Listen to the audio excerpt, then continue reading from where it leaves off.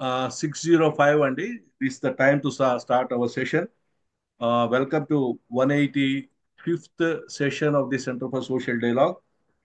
Center for Social Dialogue is an open platform where you can share any of your ideas, thoughts, philosophies, anything what you feel like.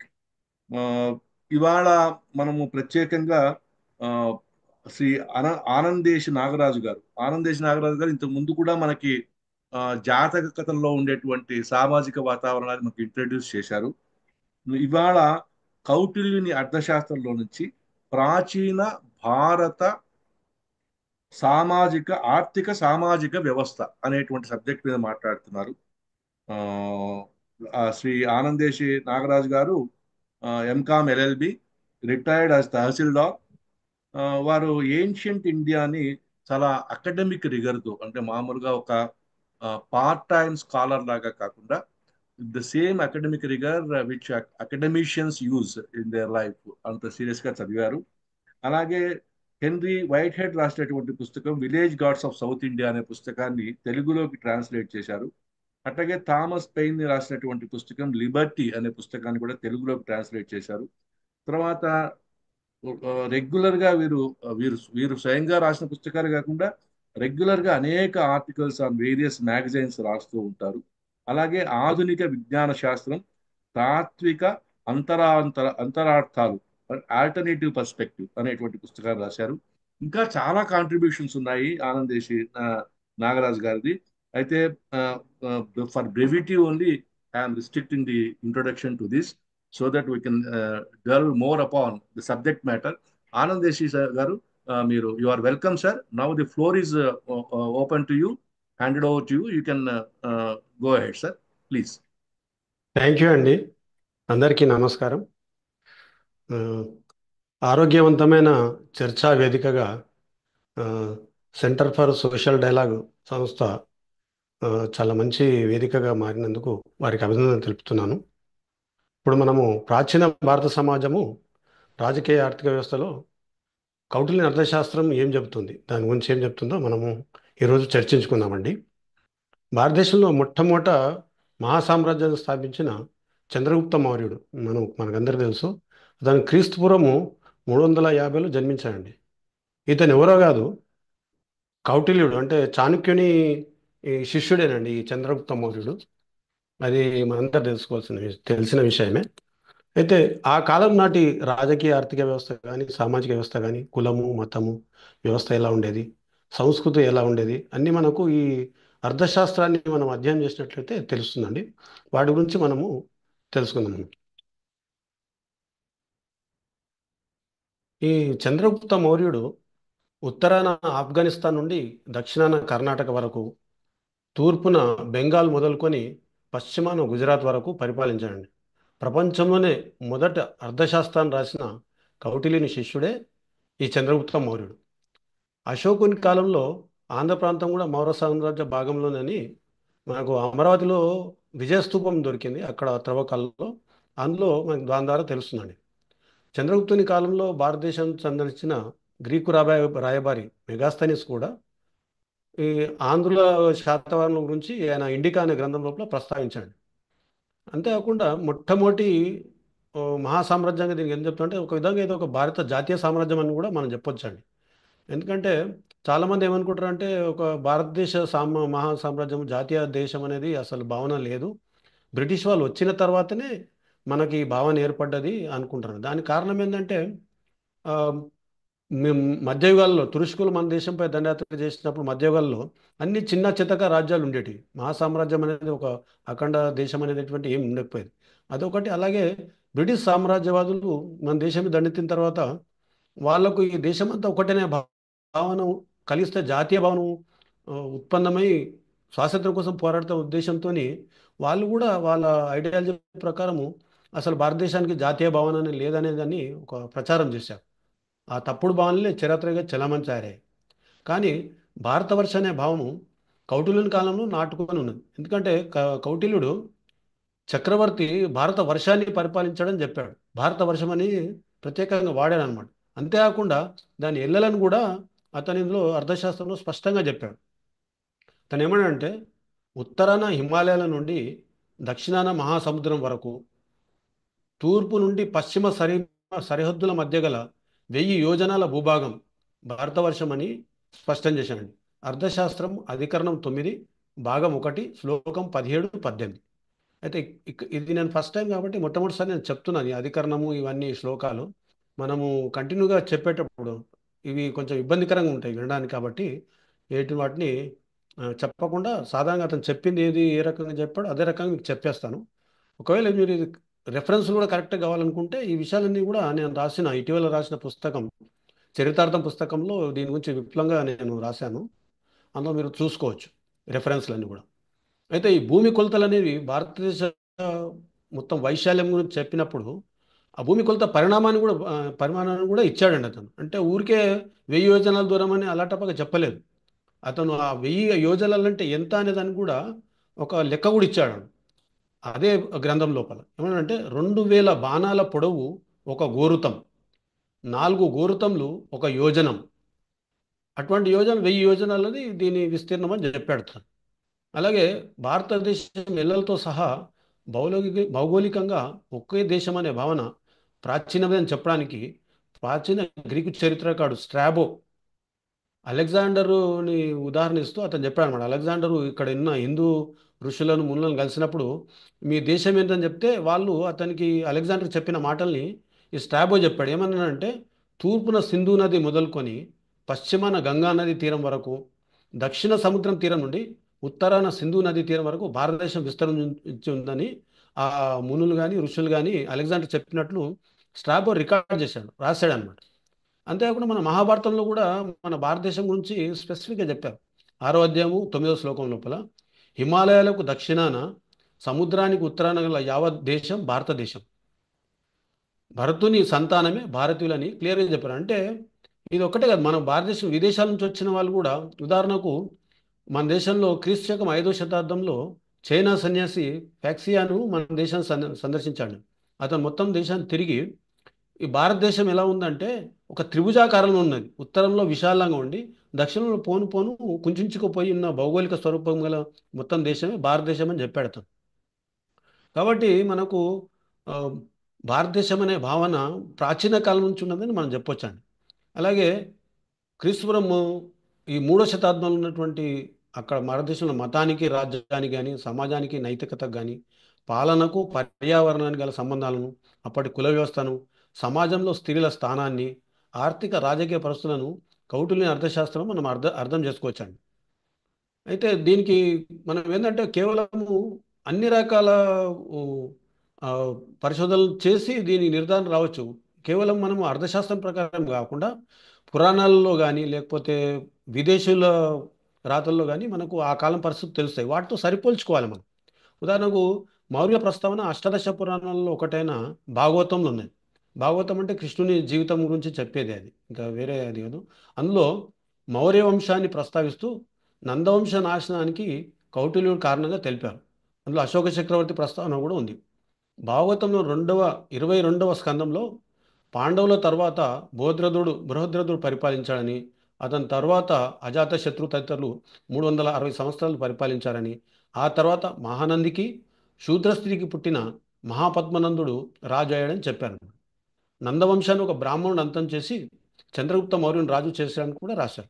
అంతేకాకుండా చంద్రగుప్త మౌర్యుని మనవడు యావత్ భారతదేశాన్ని ఏళ్తాడని, మౌరవంశ పాలన 137 సంవత్సరాలు కొనసాగుతుందని చెప్పారు.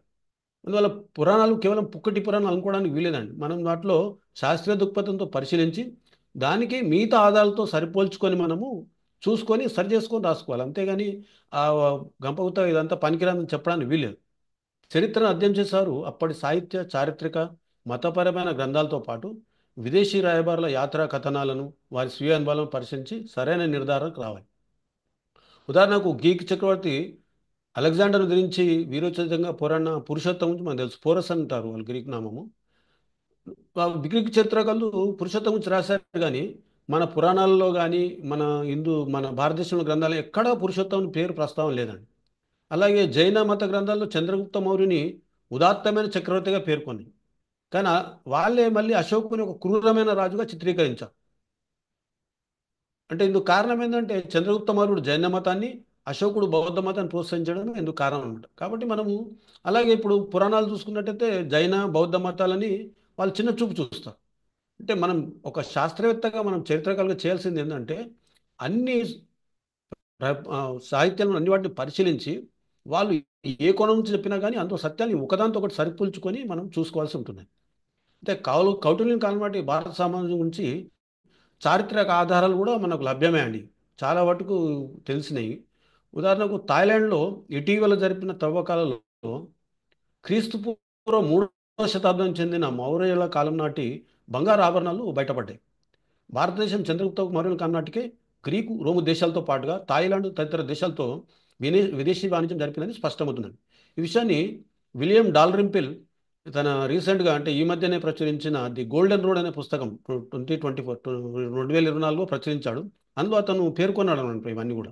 అలాగే పర్షియన్ రాజభవనాన్ని భారతదేశ వజ్రవైడూర్యాలతో అలంకరించారని క్రీస్తుపురం 3వ శతాబ్దం చెందిన గ్రీకు చరిత్రకారుడు చెప్పినట్లు ఈ డాల్రింపిన్ను ఆయన ఉదాహరించాడు అందులోనే అదే పుస్తకం.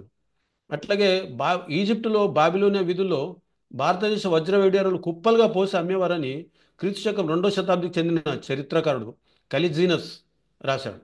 అంటే ఆ రోజుల్లో విదేశీ నావలు ఎటువంటి నావలు వాడేవారు భారతదేశం నుంచి వెళ్ళే వాళ్ళంటే వాణిజ్యవేత్తలు ఒక్కొక్క నావకు 2 చుక్కాలు ఉండేవని, ఒక్కొక్కసారి 1000 మంది వర్తకులను సామాన్లతో సహా తీసుకెళ్ళి మళ్ళీ తెచ్చేటువంటి వసతి ఉన్నటువంటి వాటిని ఉండేవని చెప్పారండి వాళ్ళు చరిత్రకారులు.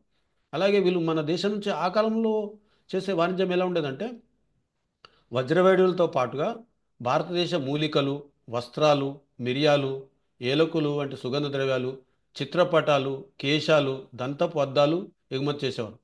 రోము దేశంలో కలూజియం అంటే బహిరంగ యుద్ధ క్రీడా ప్రదర్శనశాల అనొచ్చు దాన్ని కలూజియము. అందులో ఖడ్గమృగాలు, చిరుతలు, సింహాలు వంటి జంతువులను కూడా మన దేశం నుంచి ఆ, ఎగుమతి దిగుమతి చేసుకునే వాళ్ళు. అందుకు ప్రతిగా మన దేశానికి బంగారం విపరీతంగా దిగుమతి అయ్యేది ఈ వస్తువుల వల్ల వాటి వల్ల. కాబట్టి ప్రాచీన ప్రపంచ విదేశీ వాణిజ్యంలో భారతదేశం ఆధిపత్యం ఎంతగా ఉండేదంటే క్రీస్తు శకము 23లో జన్మించిన ప్రఖ్యాత రోము చరిత్రకారుడు ప్లీనీ ఆయన ఉద్గ్రంథం రాశాడు న్యాచురల్ హిస్టరీ అని. అందులో ఇట్లా చెప్పాడు ఆయన, ప్రపంచంలోని బంగారం తదితర విలువైన లోహాల ఇంకుడు గుంత భారతదేశం. ఎలాంటి విరామం లేకుండా ప్రతి సంవత్సరం కనీసం 5.5 కోట్ల రోమన్ సెస్టస్ అంటే రోమన్ రూపాయలు భారతదేశానికి తరలిపోతున్నాయి. ఇతను అంటే ఆ ప్లీని చెప్పిన మాటలు ఇవి మనము చెప్పినాయి కాబట్టి ఆ కాలంలో అలాగే క్రీస్తు శకము 1వ శతాబ్దం చెందిన కుషానుడు ఉన్నాడు. అతను బంగారు నాణాలు ఇథియోపియాలో లభించాయి, ఒక సన్యాసుల ఆశ్రమంలో లభించాయి అనమాట. ఇది కూడా ది గోల్డెన్ రోడ్ అనే పుస్తకంలో డాల్లింపిన్ చెప్పాడు. అంటే మనకు దీన్ని బట్టి ఏం తెలుస్తుందంటే ఆ కాలంలో చాలా ఆ, ఒక భవ్యమైన ఒక మంచి ఆర్థికంగా కానీ రాజకీయంగా కానీ పటిష్టమైన స్థితిలో ప్రపంచాన్ని సాంస్కృతికంగా రాజకీయంగా ఆర్థికంగా ప్రభావితం చేసే స్థాయిలో భారతదేశం ఉండేదని మనకు స్పష్టమవుతుందండి.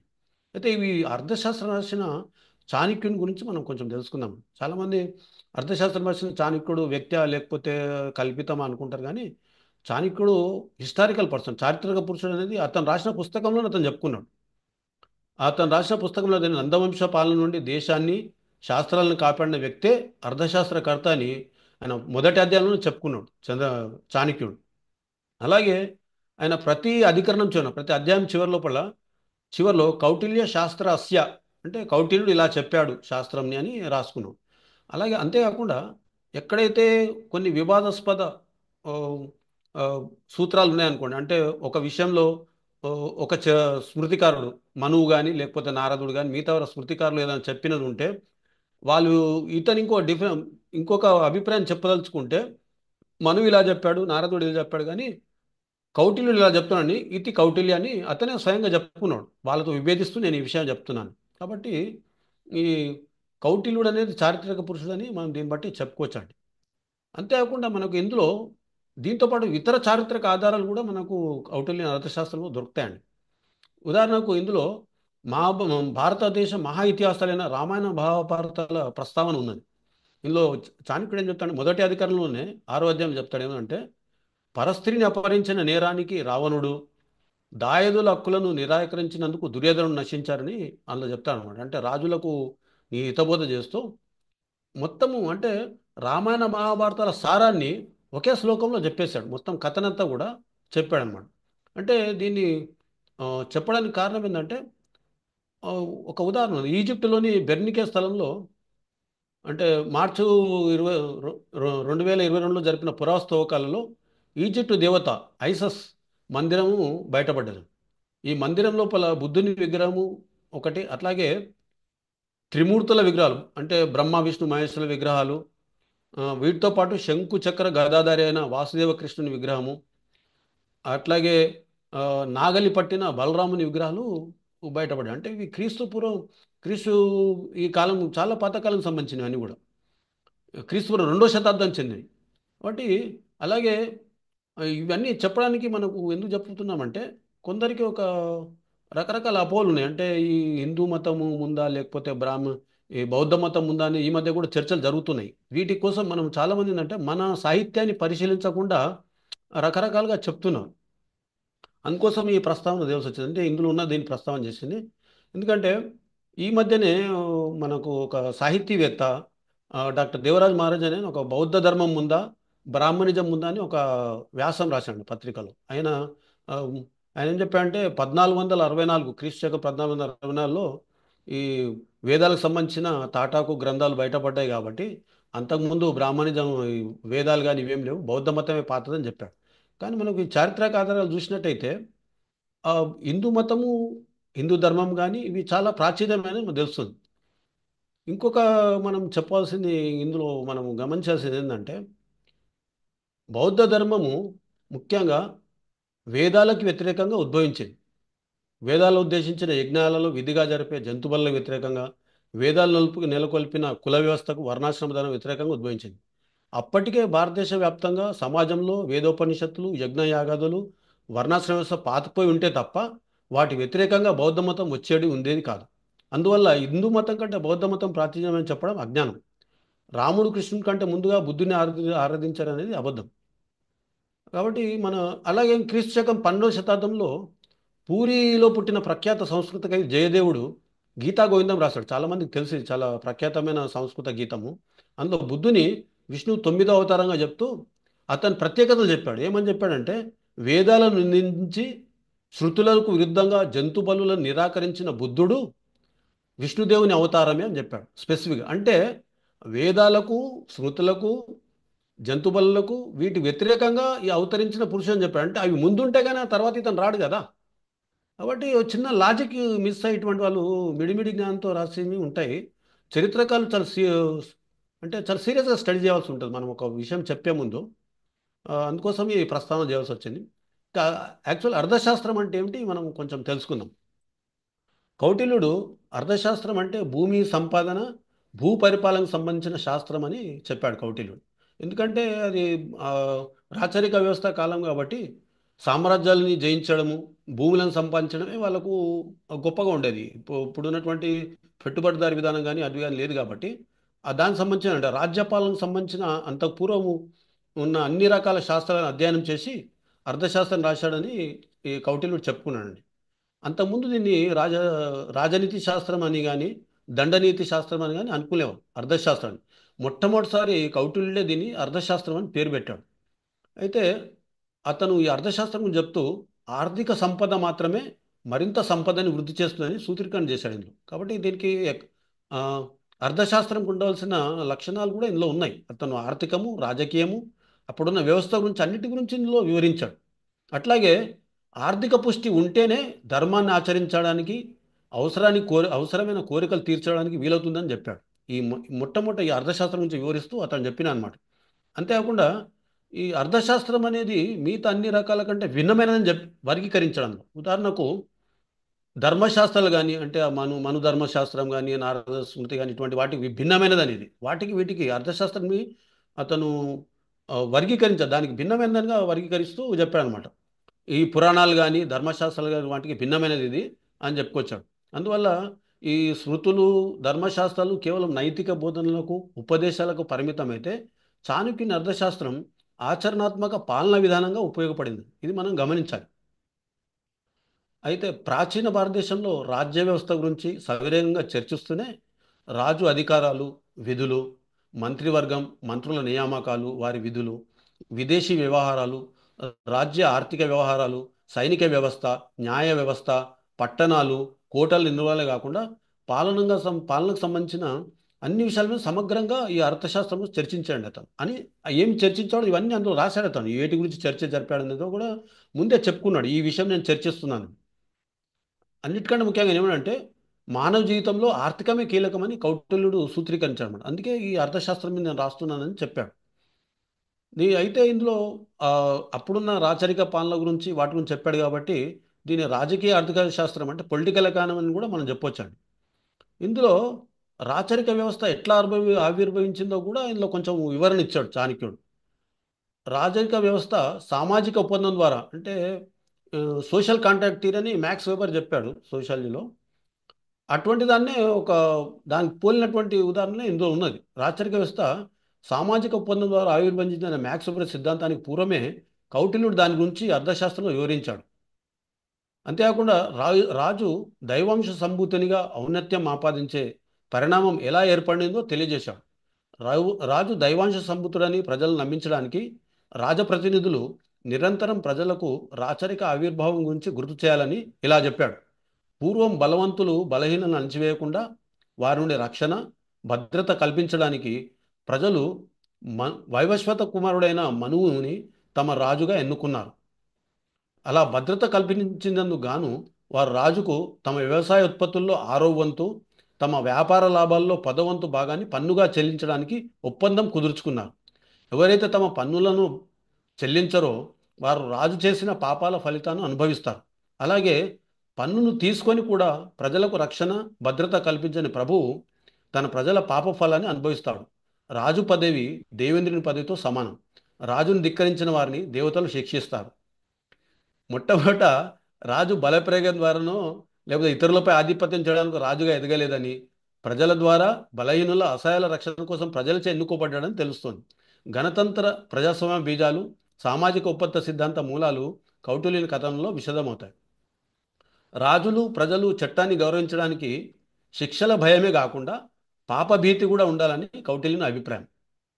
అయితే ఇందులో రాజ్యం గురించి చెప్తూ అతను రాజ్యము సప్తాంగమయం అని చెప్పాడు. అంటే 7 అంగాలు ఉంటాయి ఈ రాజ్యం లోపల అని చెప్పాడు అతను. అదేంటంటే రాజు, మంత్రివర్గము, జనపదము, కోట, కోశాగారము, సైన్యము, రాజమిత్రులు. ఇందులో వీటి గురించి అతను కూలంకషంగా చర్చించి చాలా ఉద్గ్రంథం ఇది. అందులో చర్చించి వస్తాడు. అందులో ముఖ్యమైన అంశాలను నేను మీకు చెప్తాను. అందులో మొట్టమొదటి చాణక్యుడు ఏం చెప్పాడంటే పాలకులు ప్రజలకు ఎప్పుడు అందుబాటులో ఉండాలని చెప్పాడు. ప్రజలు సులభంగా వారి ఫిర్యాదులు సమర్పించడానికి రాజు సదా ప్రజలకు అందుబాటులో ఉండాలి.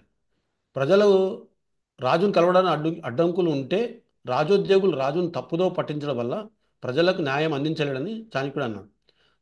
ప్రజల ఇబ్బందులను తెలుసుకోలేని రాజుపై ప్రజలు తిరుగుబాటు చేసే ప్రమాదం ఉందని, దేశ అంతర్గత కలహాలను ఆసరాగా తీసుకొని శత్రుదేశ రాజు దండయాత్ర చేసే అవకాశం ఉందని చాణక్యుడు హెచ్చరించాడు. ఏ ప్రభుత్వాలకైనా సర్వకాలంలో పనికొచ్చే 2 ముఖ్యమైన సూచనలు కౌటిల్యుడు ఇచ్చాడు. మొదటిది ఏంటంటే రాజుకి ప్రజలకి మధ్య దళారీల వ్యవస్థ లేకుండా ప్రజలు నేరుగా తమ సాధక బాధకాలు రాజుతో చెప్పే వ్యవస్థ ఉండాలన్నాడు. అట్లాగే రెండవది ఏమన్నాడు, ప్రజలకు నష్టం కలిగించే పనులు చేస్తే ప్రజలు తిరుగుబాటు చేసి రాజుని పదవిచ్యుతం చేస్తారని హెచ్చరించాడు.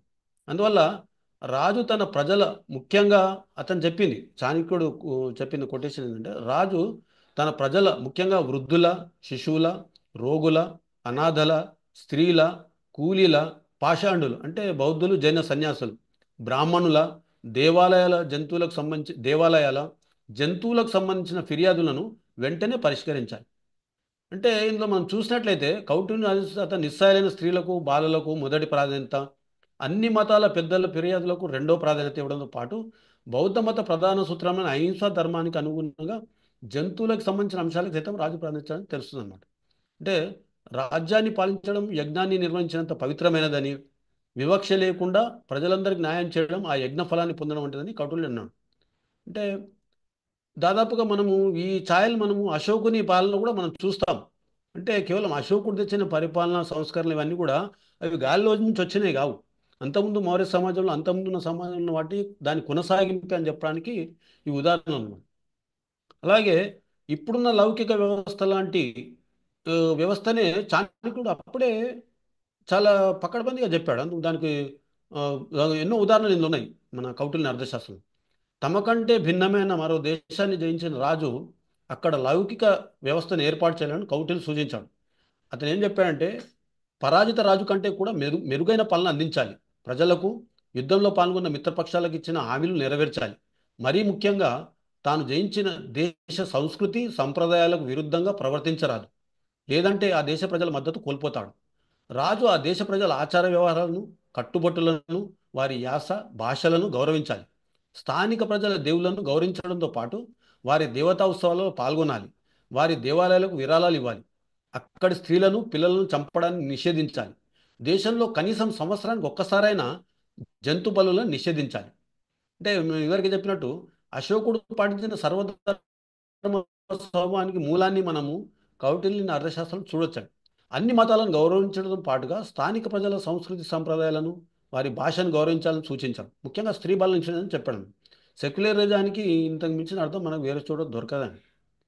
జంతు బలి నిషేధాన్ని బట్టి ప్రాచీన భారతంలో ముఖ్యంగా మౌర్యుల కాలంలో బౌద్ధ జైన మతాలు కూడా ప్రాచుర్యం ఉన్నట్టు తెలుస్తుంది. ధర్మ పరిపాలన అందించడం రాజు ప్రధాన కర్తవ్యాన్ని కౌటిల్య చెప్పాడు. అట్లాగే నూతన ధర్మసూత్రాలను ప్రవేశపెట్టాలని చెబుతూనే కాలం చెందిన పాత ధర్మసూత్రాలను రద్దు చేయాలని నిర్దేశించాడు. ఇది చాలా విప్లవాత్మకమైన సూచన. ఎందుకంటే అంతకుమున్న శృతికారులు కానీ అంటే మను అలాంటి వాళ్ళు వాళ్ళు ఆ అంతకుముందున్న శృతికాలు చెప్పిన దాన్ని అంటే ఒక ఆమ్, చాలా కట్టుదిట్టంగా అమలు చేయాలని చెప్పారు. కానీ అంత సంస్కరణ తేవడానికి ఎవరు ఉత్సాహం చూపలేదు, అంత ముందు ధైర్యం చేయలేదు. కౌటిల్యుడు మాత్రమే దేశకాల పరిస్థితులను బట్టి ఏ ధర్మసూత్రాలైనా ఏ కాలం సంబంధించి దానికి సంబంధించి చేయొచ్చని క్లియర్ చాలా స్పష్టంగా చెప్పాడు. వాటిని ఒక మార్పు వీలు చేయాలని పవిత్రమైన సూత్రాలుగా ఎప్పుడు భావించలేదు కౌటిల్యుడు. చాలా చోట్ల తను ఆస్తి హక్కుపై కూడా చాలా అభ్యుదయ భావాలు చెప్పాడు. చాణక్యుడు పురుషులతో పాటు స్త్రీలకు కూడా ఆస్తిలో వాటా హక్కు ఇవ్వాలని చెప్పాడు. అందులో ముఖ్యంగా ఆయన ఏమన్నాడంటే కుమారులతో పాటుగా చట్టబద్ధంగా జన్మించిన కుమార్తెలకు తండ్రి ఆస్తిలో హక్కు ఉండాలన్న. అట్లాగే ప్రాచీన భారతదేశంలో ఆ, ఆస్తి హక్కు మీద కాల పరిమితి ఉండేదండి. మనం చూసినట్లే ఇప్పుడు మహాభారత రామాయణం చూస్తే మనకు తెలుస్తుంది. ఆ, రాముణ్ణి 14 సంవత్సరాలు వనవాసం పంపడం కానీ, అట్లాగే ఆ, దుర్యోధనులు మా పాండవులని 12 సంవత్సరాలు వనవాసం పంపడానికి కారణం ఏంటంటే ఆస్తి హక్కుపై అప్పుడు కాల పరిమితి 14, 12 సంవత్సరాలు. ఆ దాటిన తర్వాత వాళ్ళు వచ్చి వాళ్ళ ఆస్తి హక్కు కోరే హక్కును కోల్పోతారు వాళ్ళు. అయితే మౌర్యుల కాలంలో అది 10 సంవత్సరాలే. అంటే 10 సంవత్సరాలు ఆస్తి మీద హక్కు అతను ఆ, ఆ, నిర్ధారించకపోయినట్లయితే ఆ హక్కుని తిరిగి పొందే హక్కుని కోల్పోతాడు అతను. దీనికి మినహాయింపు కౌటిల్యుడు చెప్పాడు అనమాట. ఆయన ఏమన్నాడంటే యుక్త వయస్సులు కానివారు అంటే మైనర్స్, వృద్ధులు, అనాథ స్త్రీలు, వలసదారులు, దీర్ఘరూప పీడితులు మాత్రం తమ ఆస్తిపై హక్కును ఎప్పటికీ కోల్పోరు. వారికి ఆస్తి హక్కు పరిమితి చట్టం వర్తించదని కౌటిల్యుడు స్పష్టంగా చెప్పాడు. ఇది అంటే చాలా ఆ కాలానికే చాలా అభ్యుదయకరమైన సూత్రాలు చాలా చేశాడు అతను. అంటే ఆచరణలో ఉండని సూత్రాలు చెప్పాడు. అట్లాగే కొన్ని చోట్ల అంటే పాత ఇప్పుడు మనం చూస్తాం బ్రిటిష్ వారి కాలం చెందిన ఎన్నో చట్టాలు మనం ఇప్పుడు ఈ మధ్య రద్దు చేశాం గవర్నమెంట్. ఎందుకంటే అసలు కాలం చెందినవి ఇప్పుడు చాలా చాలా సిల్లీగా ఉంటాయి ఆ చట్టాలు చదువుతుంటే కూడా.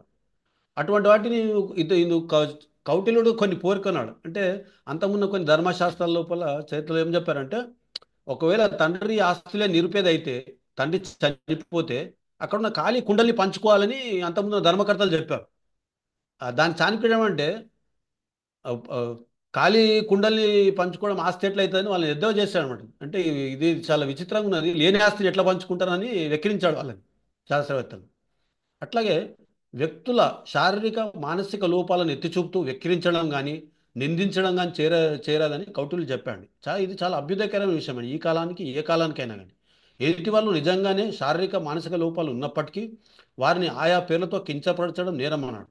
ఒక వ్యక్తి వృత్తిని, విద్యని, అతని శారీరక లోపాలను కించపరిచే వారిపై జరిమానా విధించాడు.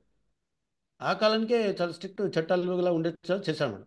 అలాగే ఒక వ్యక్తి మానసిక రోగి అయినా, కుష్టి వ్యాధిగ్రస్తుడైనా, నపుంసకుడైనా అతని ఆయా పేర్లతో పిలిచి కించపరిచే వారిపై కూడా జరిమానా విధించాడండి.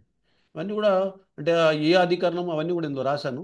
చెప్పేటప్పుడు మనకు కొంచెము ఇబ్బందిగా ఉంటుంది, వినడానికి ఫ్లో పోతుంది కాబట్టి నేను చెప్పడం లేదు.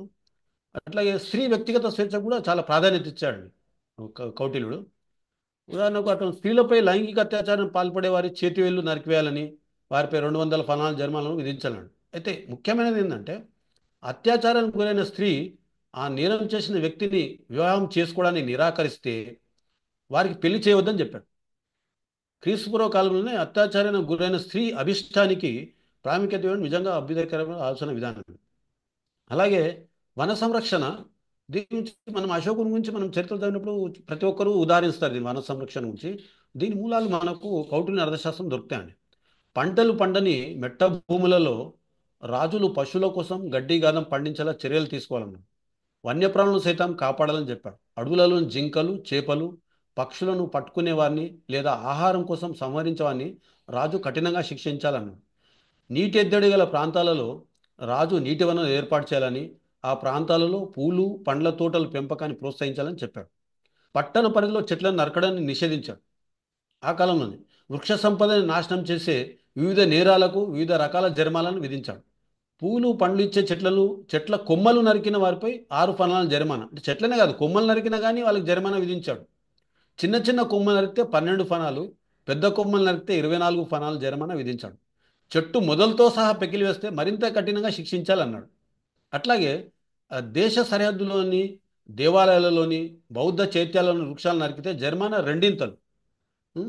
వృక్షాలను వన సంపదను రక్షించడం మన ప్రాచీన సంస్కృతిలో భాగమని తెలుస్తుంది. అశోకుడు కూడా వృక్ష సంరక్షణలో అర్థశాస్త్రాన్ని అనుసరించాడని చెప్పొచ్చు. అట్లాగే ఆ, ఆర్థిక సూత్రాలని కోశాగారాన్ని నింపడానికి, రాజు ధనాగారం నింపడానికి ఎన్నో సూత్రాలు చెప్పాడు. కానీ అందులో ప్రధానంగా అతను ప్రజల క్షేమమే రాజు ప్రథమ కర్తవ్యం అని చెప్పాడు చాణక్యుడు. దానికి మనం చూసుకుంటే ముఖ్యంగా కరువు కాటకాలు వచ్చినప్పుడు రాజు తీసుకోవాల్సిన చర్యల గురించి అతను అనేక సూచనలు చేశాడు. రాజ్యంలో వర్షాభావం వల్ల కరువు ఏర్పడినప్పుడు రైతులకు ఉచితంగా విత్తనాలను పంపిణీ చేయాలని, చెరువులపై ఆనకట్టలు నిర్మించాలని, రాజకోశాగారం నుండి ప్రజలకు తినడానికి ఉచితంగా ధాన్యాలను పంపించాలని సూచించాడు. తన దేశంలో కరువు కాటకాల నుండి ప్రజలను రక్షించడంలో అసమర్థమైన రాజు దేశాన్ని మరో రాజుకు అప్పగించి నిస్సంకోచంగా వెళ్ళిపోవాలని చెప్పాడు. అసలు ఇటువంటి సూచన మనం ఇప్పుడు కూడా మనం వినలేం. నీకు చేత కాకపోతే నువ్వు తప్పుకో అని చెప్తున్నాడు సింపుల్గా. నువ్వు ప్రజలను కాపాడడం నీకు చేత కాకపోతే నువ్వు తప్పుకో, వేరేవాడు వచ్చి చేస్తాడు అంతే.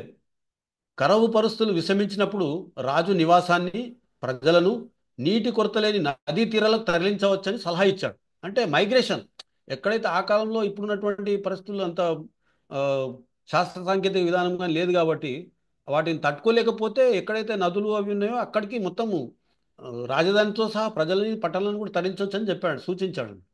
అట్లాగే అప్పుడున్న బానిస వ్యవస్థ గురించి ఏం చెప్పాడో తెలుసుకుందాం. ప్రాచీన భారతదేశంలో వ్యవస్థీకృత బానిస విధానం లేదు. ముఖ్యంగా ఆర్యులను బానిసలుగా మార్చడానికి చాణక్యుడు నిషేధించాడు. ఇక్కడ మనం గుర్తుంచుకోవాలి, ఆర్యులు అంటే కేవలము ఉన్నత కులాలకు చెందినవని ఎప్పుడు చాణక్యుడు చెప్పలేడు. ఆర్యులు అంటే అన్ని కులాల వారు, అన్ని వర్ణాల వాళ్ళు ఆర్యులని చెప్పాడు. ఎట్టి పరిస్థితుల్లోనూ ఆర్యులను బానిసగా చేరదని చాలా స్పష్టంగా చెప్పాడు అతను. భారతదేశంలో అన్ని కులాల వారిని అంటే బ్రాహ్మణ, వైశ్య, క్షత్రియ, శూద్ర వర్ణాలని కౌటిల్య ఆర్యులను పరిగణించాడు. ఈ విషయంలో వివక్ష లేదు. కానీ ఒక్కొక్క కులం వారిని బానిసలుగా చేయడానికి ఎవరైతే ప్రయత్నిస్తే వాళ్ళ మీద జరిమానా విధించాడు. ఆ విధించడంలో వివక్ష ఉంది. అంటే బ్రాహ్మణుని బానిసగా అమ్మడానికి ప్రయత్నించే వ్యక్తి మీద ఎక్కువ జరిమానా ఉంటుంది. అదే ఆ క్రమంలో తగ్గుతూ వస్తుంది అనమాట. శూద్రి అమ్మడానికి, బానిసగా అమ్మడానికి తక్కువ అతని మీద జరిమానా ఉంటుంది. ఇప్పుడు మనము మతం, తాత్విక సిద్ధాంతాలు ఆ కాలంలో కౌటిల్యుని అర్థశాస్త్ర కాలంలో ఎలా ఉందో తెలుసుకుందాం. కౌటిల్యుడు తత్వశాస్త్రానికి తన అర్థశాస్త్రానికి చాలా ప్రాధాన్యత ఇచ్చాడు. దాన్ని అన్వీక్షకి అన్నాడు. తత్వశాస్త్రాన్ని కౌటిల్యుడు అన్వీక్షకి అన్నాడు. ఈ తత్వశాస్త్రం ఏమున్నాయంటే 3 ఉన్నాయని చెప్పాడు అతను. ఒకటి యోగ, సాంఖ్య, లోకాయత దర్శనాలు. ఈ 3 కలిస్తే తత్వశాస్త్రం అని చెప్పాడు. అన్వీక్షకి అని వర్గీకరించాడు. ఈ 3 దర్శనాల మూలం ఏంటంటే హేతువాదం అన్నాడు. ఈ 3 దర్శనాలు హేతువాదంతో పరిశీలించి ప్రపంచానికి ఏమి మేలు చేస్తాయో వివరిస్తాయన్నాడు. యోగ, సాంఖ్య 2 విభిన్న తాత్విక దర్శనాలను అతడు భావించాడు. వేదాలలోను, విద్యలోను, వ్యవసాయం, వాణిజ్యం, న్యాయసూత్రాల్లో ఏవి ప్రపంచానికి ఉపయోగపడతాయో కేవలం హేతువాదం ద్వారానే తెలుస్తుందని స్పష్టంగా చెప్పాడు. కౌటిల్యుడు యోగ, సాంఖ్య తాత్విక సిద్ధాంతంతో పాటు లోకాయత తాత్విక సిద్ధాంతానికి అన్వీక్షకులు సమాన ప్రాధాన్యత ఇచ్చాడు.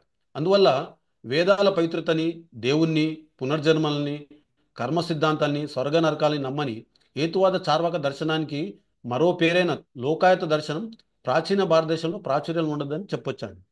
కాబట్టి అంటే తత్వ ఆ కాలంలో అన్ని రకాల తాత్విక సిద్ధాంతాలకు సమాన ప్రాధాన్యత ఉండదు, సగౌరవంగా చూసేవారు.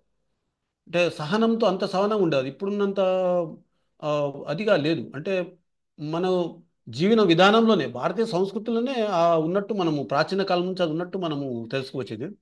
అట్లాగే ఆ కాలంలో ఏ దేవతలను ఎక్కువ పూజించారు అనేది కూడా ఇందులో చెప్పాడు తను కౌటిల్యుడు. మౌర్యుల కాలంలో శివుడు, బ్రహ్మ, ఇంద్ర, యమ దేవులకు గుడులు కట్టేవాళ్ళు. వీటితో పాటు అపరాజిత, అప్రత్యత, జయంత, వైజయంతి, అశ్విని, వాస్తు దేవతలను పూజించారు. వీటిలో చాలా మంది దేవతలు ఇప్పుడు మనం పేర్లు మాత్రమే ఉంటాయి, కానీ వాళ్ళు ఇప్పుడు ఎవరు ప్రచారం లేని దేవుళ్ళు వాళ్ళు. అయితే బౌద్ధ జైన మతాలు ప్రాచుర్యం ఉన్నప్పటికీ వైదిక పితృదేవతల కర్మకాండల్లో బౌద్ధ జైన సన్యాసులకు భోజనం నిషిద్ధం. వీరికి అన్నదానం చేసిన వారిపై 100 ఫణాలు జరిమానా విధించాలని స్థానికుడు చెప్పాడు.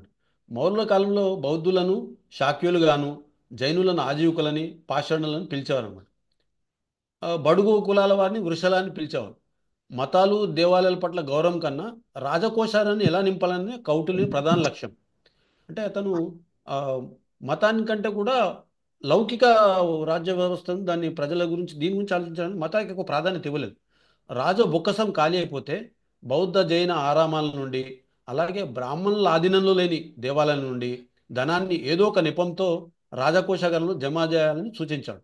రాజు ఖజానా ఖాళీ అయినప్పుడు కోటలోని దేవాలయాల నుండి, దేశంలోని ఇతర దేవాలయాల నుండి ధనాన్ని విడివిడిగా కోశాగారంలో చేర్చాలని చెప్పాడు.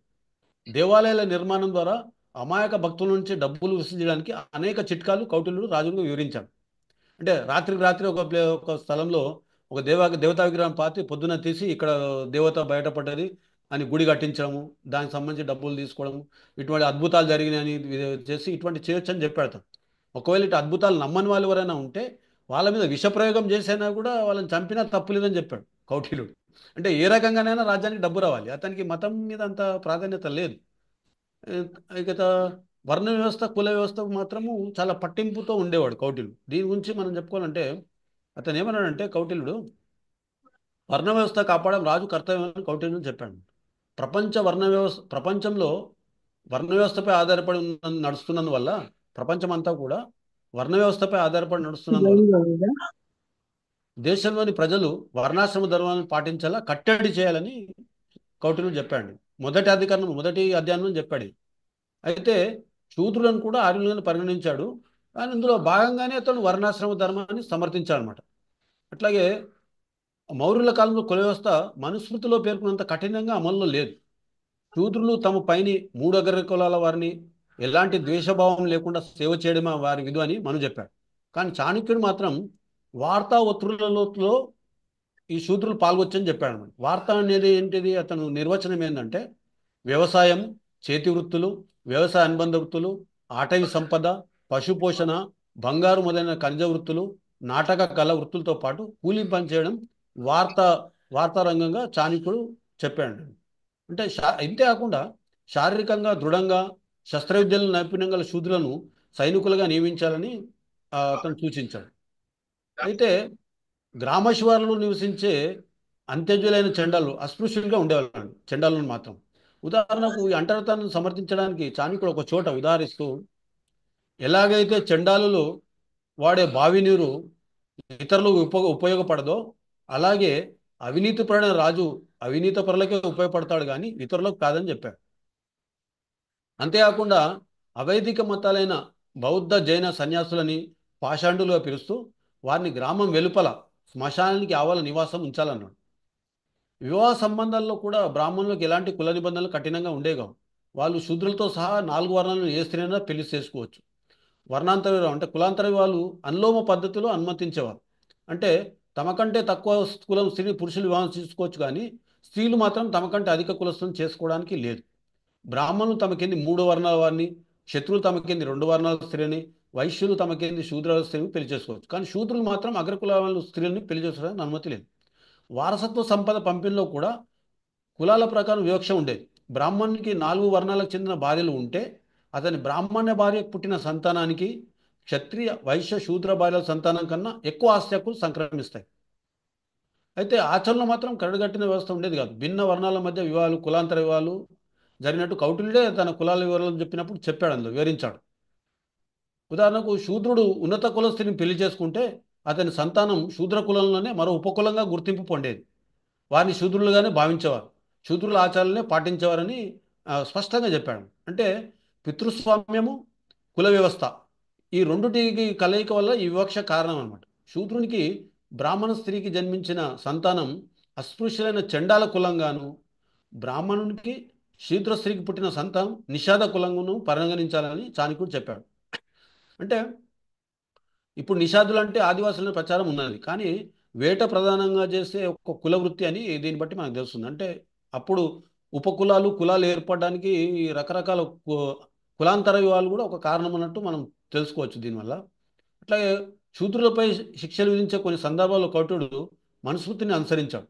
బ్రాహ్మణుని ఏ అంగంతో శూద్రుడు దాడి చేస్తాడో అంగాన్ని ఛేదించవచ్చని చాణక్యుడు చెప్పాడు.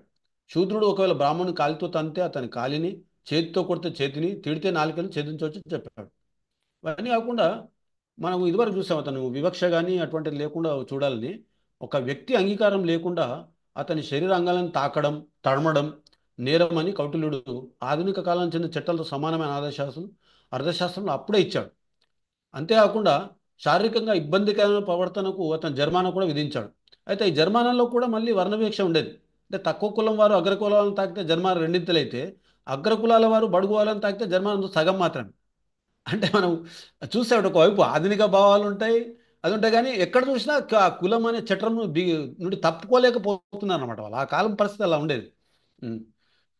అదేవిధంగా చండాలుడు అగ్రకులాల స్త్రీని తాకితే అతనికి 100 ఫలాలు జరిమానా విధించాలన్నాడు.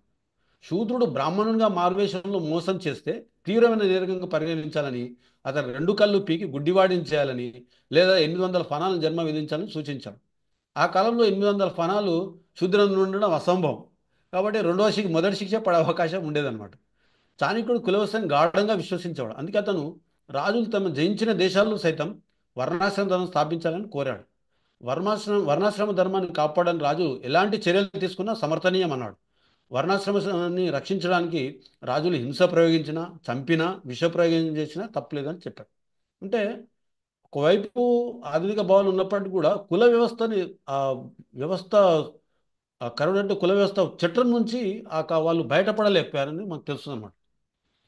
అలాగే న్యాయ వ్యవస్థ గురించి కౌటిల్యం చూద్దాం. నేటి ఆధునిక న్యాయ వ్యవస్థలు సైతం స్థానిక ఆచారాలకు, సంప్రదాయాల పరిణామాలకు తీసుకొని తీర్పు ఇవ్వాలని మనం చూస్తాం. చాలా చట్టాలలో ఉంటుంది ఈ లోకల్ వీటి కస్టమ్స్ వాటిని చూసి తీసుకొని చేయాలని. కానీ చాణక్యుడు న్యాయ నిర్ణయంలో స్థానిక ఆచారాలు పట్టించుకోని అవసరమేనని, ఆ ఆచారం ఎంతటి పవిత్రమైనప్పటికీ న్యాయ విరుద్ధమైన సంప్రదాయాలు చెల్లవని చెప్పాడు. అంటే దాదాపుగా ఇది ఒక విధంగా అంటే కామన్ సివిల్ కోడ్ లాగానే అనుకోండి. అది అందరికి వర్తించేదే ఉండాలి, కానీ నీకు నా ఆచారం ఇది, దాని ప్రకారం అవుతా, మా ఆచారం అని చెప్పడానికి వీలుదని చెప్పాడు. అయితే ఇక్కడ ఒక కిటుకు పెట్టాడు అతను. అంటే ఆ, న్యాయాధీశుల తీర్పు కన్నా రాజశాసనాలకు ఎక్కువ ప్రాధాన్యత ఇవ్వాలని చెప్పాడు అన్నమాట. ఎందుకంటే అది రాచరిక వ్యవస్థ కాబట్టి అప్పుడు రాచరిక పాలన లోపల రాజు శాసనాలకే మొదటి ప్రాధాన్యత ఉండేది. దానికి అనుగుణంగా ఒకవేళ తీర్పు లేకపోతే రాజశాసనాలకే ప్రథమ ప్రాధాన్యత ఇవ్వాలని, దానికి ఒకవేళ రాజశాసనంకు అనుకూలంగా తీర్పు ఉన్నట్లయితే ఆ తీర్పుని అనుసరించాలని చెప్పాడు అనమాట. అట్లనే ఆర్థిక వ్యవస్థను చూసినట్లయితే ఆర్థిక సూత్రాలను చాలా పకడ్బందీగా, చాలా ఆధునిక కాలం చెందిన ఆర్థిక సూత్రాలకు సరిపోయేలాగా, అంటే ఇప్పుడున్న సోషల్ సామాజిక న్యాయం ఇటువంటి సంబంధించినటువంటి కొన్ని మనకు ఇందులో ఛాయలు కనిపిస్తాయి. ఉదాహరణకు ధరలు మార్కెట్ నియంత్రణలలో ప్రభుత్వం జోక్యం ఉండాలని అతను నిర్దేశించాడు. అంటే మార్కెట్ ధరలు కానీ వీటి లోపల సరుకుల ధర నిర్ణయించేటప్పుడు ఎప్పుడు కూడా మార్కెట్ ధర ఎప్పుడు సరఫరా డిమాండ్లపై ఉంటుందన్నమాట. ఈ సరఫరా డిమాండ్ల దయాదక్షిణలపై కాకుండా ప్రభుత్వమే ధరలని, వస్తువుల ధరలను నియంత్రించాలని కౌటిల్యుడు చెప్పాడన్నమాట. దానికి ఫణాధ్యక్షుడు అంటే ఒక ఆర్థిక మంత్రిలాగా అనుకోండి, అతను నిర్ణయాలు తీసుకోవాలన్నాడు. ఎట్లా తీసుకోవాలని చెప్పాడంటే అతను చాలా క్లియర్ కట్గా చెప్పాడు. అంటే ఒక ఆర్థిక సూత్రంలాగా చెప్పాడు అతను. వ్యాపారులు పెట్టిన పెట్టుబడి, సరుకుల ఉత్పత్తి వ్యయం, పెట్టుబడిపై వడ్డీ, సరుకులపై విధించే పన్నులకు తీసుకొని ఆర్థిక నిపుణుల సలహా మేరకు పనాధ్యక్షుడు సరుకుల ధరను నిర్ణయించాలని చెప్పాడు. అంటే చాలా శాస్త్రీయంగా సైంటిఫిక్గా ఉందన్నమాట అతను చెప్పింది. అన్ని రకాల ఉంచాడు. పెట్టుబడి చూడాలన్నాడు, ఉత్పత్తి వ్యయం చూడాలన్నాడు, పెట్టుబడిపై వడ్డీ ఏదైనా వడ్డీ ఉంటే వడ్డీ తీసుకోవాలన్నాడు, సరుకుల విధించే పన్నులను తీసుకోవాలన్నాడు. ఇవన్నీ తీసుకొని ఒక అంటే ఒక న్యాయమైన ధర ఒకటి నిర్ణయించాలని చెప్పాను అనమాట. ఆచరణ ఎట్లుంటుందో మనకు తెలియదు కానీ సూత్రప్రాయంగా చూసినట్లయితే చాలా ఆ, ఒక ఆర్థిక సూత్ర నియమాలకు అనుగుణంగా ఉందన్నమాట. అట్లా కాకుండా ఒక్కోసారి సరుకులు ఇబ్బడిముగా చేరిపోయి అంటే ఆ, మార్కెట్లో సరుకులు ఎక్కువ వచ్చేసేసినాయి అనుకోండి, రేట్లు పడిపోయి వ్యాపారాలు దెబ్బతినకుండా ఆ సరఫరాని నియంత్రించాలని చెప్పాడు. ఒకవేళ ఒకేసారి వచ్చింది అనుకోండి, మిగతా సరఫరా రాకుండా ఆపేసేసి ఉన్న సరుకులు మార్కెట్లో అమ్ముడుపోయేంత వరకు ఆపాలని చెప్పాడు. అట్లాగే కొన్నిసార్లు వ్యాపారస్తులు కావాలని కృత్రిమ కొరతలు సృష్టిస్తారు. అంటే ధరలు పెంచుకోవడానికి గోదాంలో దాచుకొని సరుకులు ఏం తేకుండా తెస్తారు. అటువంటి వాటిపై కూడా చర్యలు తీసుకోవాలని చెప్పాడు. అంటే అన్ని రకాలుగా ఆలోచించాడు అతను. మార్కెట్లో అటు ఆ, ఉత్పత్తిదారులు కానీ, లేకపోతే ఇటు అమ్మకందారులు కానీ, కొనుగోలుదారు కానీ ఎవరు నష్టపోకుండా న్యాయంగా అనేటట్టు అతను చాలా ఆ, చేసి దానికి సంబంధించి ఎవరైనా తప్పులు చేసినైతే చాలా తీవ్రమైన నేరం పరిచి 1000 పనాల జరిమానా విధించాడు. అంటే తక్కువ కాదు, ఎక్కువ జరిమానాలు విధించాడు వీళ్ళపైన. అంటే కృత్రిమ కొరత సృష్టించి ఎక్కువ రేట్లు పెట్టే వాళ్ళపై కానీ, లేకపోతే సరఫరాని ఎక్కువ చేసి రేటు తగ్గించి ఉత్పత్తి ధరలు తగ్గించినా కానీ చేశాడనమాట. అలాగే రాజు తన ఖజానా నింపడానికి దేవాలయాన్ని దోచుకోవచ్చు అని చెప్పాడు కానీ కోశాగారం నింపడానికి ప్రజలపై అధిక ధరల భారం పేయొద్దని చెప్పాడు. అంటే మనం ఒక డిస్టింక్షన్ దీన్ని మనం తేడాను చూడొచ్చు అనమాట కౌటిల్యుని అర్థశాస్త్రంలో. అట్లాగే పన్నుల విధానం కూడా చాలా న్యాయబద్ధంగా ఉండేదన్నమాట. ప్రజలు న్యాయబద్ధంగా ఆర్జించిన సంపదపై రాజు అధిక పన్నుల భారం వేయొద్దని కౌటిల్యుడు చెప్పాడండి.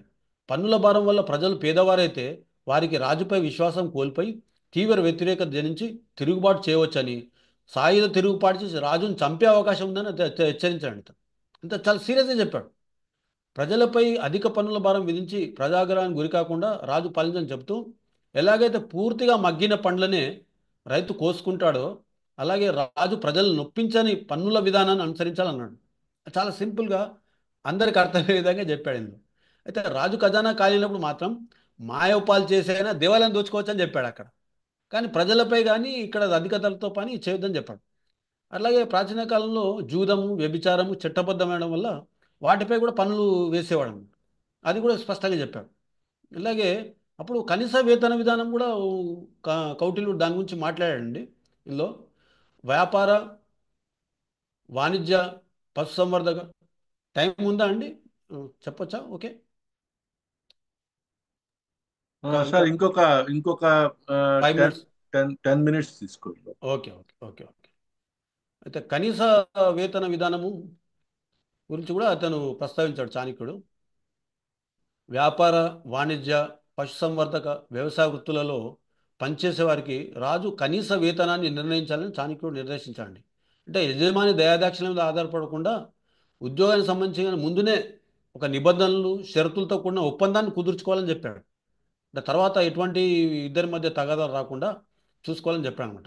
ఒకవేళ పూర్వపు అంగీకార పత్రం లేకపోయినట్లయితే ఏం చేయాలనంటే అతను పనిచేసిన కాలాన్ని బట్టి అతనికి వేతనాలు చెల్లించాలన్నాడు.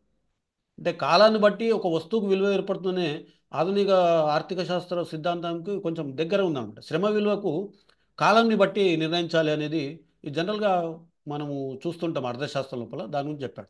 అట్లాగే విద్యా విధానం చూసినట్లయితే ఆ కాలంలో బ్రాహ్మణ క్షత్రియ వైశ్య అగ్రవర్ణ వాళ్ళు మాత్రమే విద్యకు అర్హులండి. శూద్రులకు ఎక్కడ కూడా విద్యా అర్హత ఉన్నట్టు చాణక్యుడు చెప్పలేదు. ఉపనయనం నుంచి 16 ఏండ్ల వరకు బ్రహ్మచర్యం పాటిస్తూ చదువుకోవాలని చెప్పాడు. 16 ఏళ్ళు దాటిన వాళ్ళు పెళ్లి చేసుకోని చెప్పాడు. అంటే అప్పుడు 16 ఏళ్ళు దాటితే మైనర్స్ దాటి మేజర్స్ అయ్యేది అన్నట్టు చెప్పుకున్నాం అనమాట. అంటే ఆ, అట్లాగే అక్షరాభ్యాసం విద్యలో ఏముండేవి? యోగా, ఇంతకుముందు చెప్పాను మీకు, అన్వీక్షకి ఉంటుంది, తప్పనిసరిగా అన్వీక్షకు ఉండేది. యోగా, సాంఖ్య, లోకయాత ఈ శాస్త్రాలతో పాటు వాణిజ్య, ఆర్థిక, యుద్ధ విద్యలు నేర్చుకోవాల్సి ఉంటుంది అన్నమాట విద్యార్థులందరూ కూడా. ఇతిహాసాలు, పురాణాలు, ధర్మశాస్త్రాలు, స్మృతులు విద్యాభ్యాసంలో భాగమన్నాడు.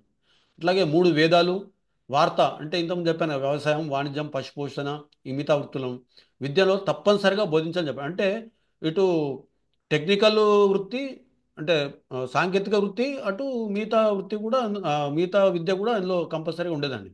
రెండుతో పాటు విదేశీ వ్యవహారాల వాణిజ్యం గురించి చాలా ఆ, కూలంకషంగా చర్చించాడు చాణక్యుడు.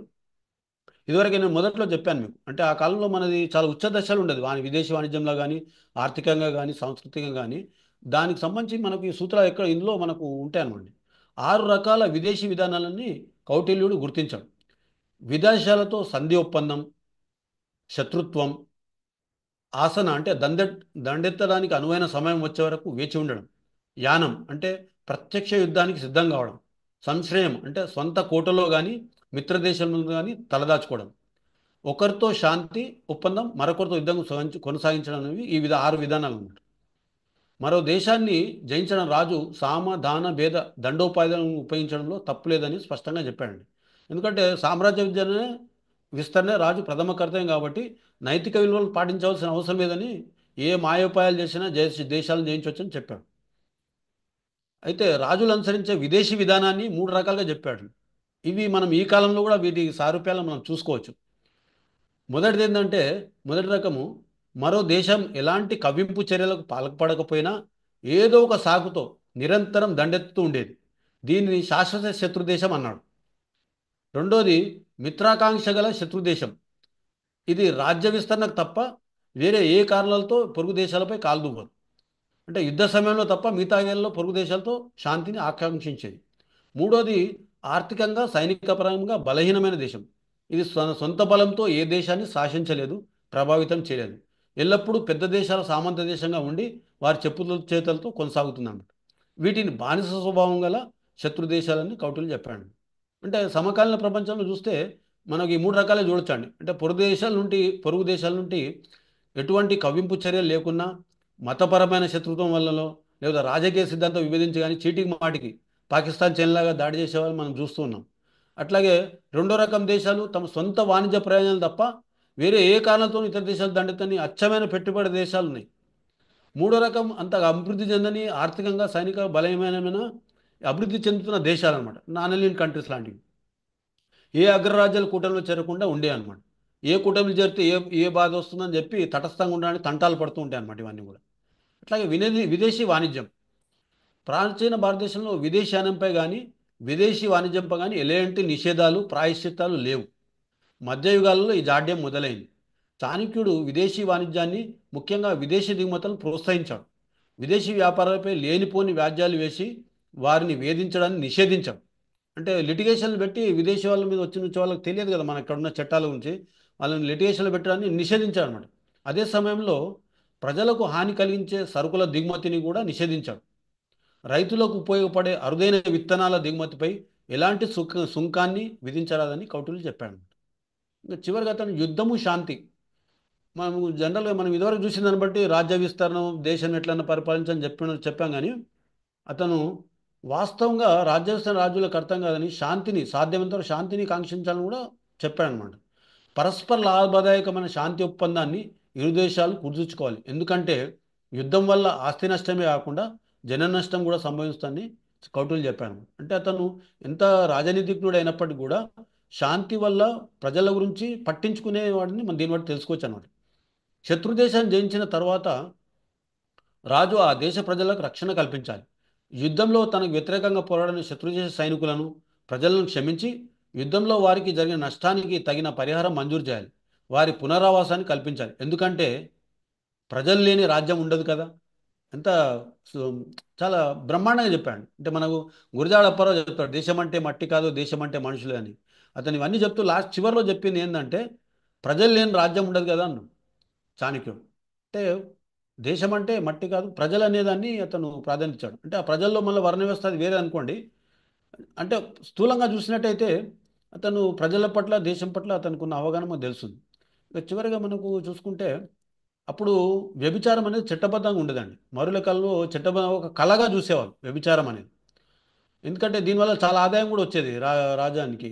ఈ వృత్తి నైపుణ్యం పొందడానికి, అందుకు అవసరమైన నృత్య గాన కళాశాలను నేర్పించడానికి రాజు ఖజానా నుండి డబ్బులు ఇచ్చేవారు.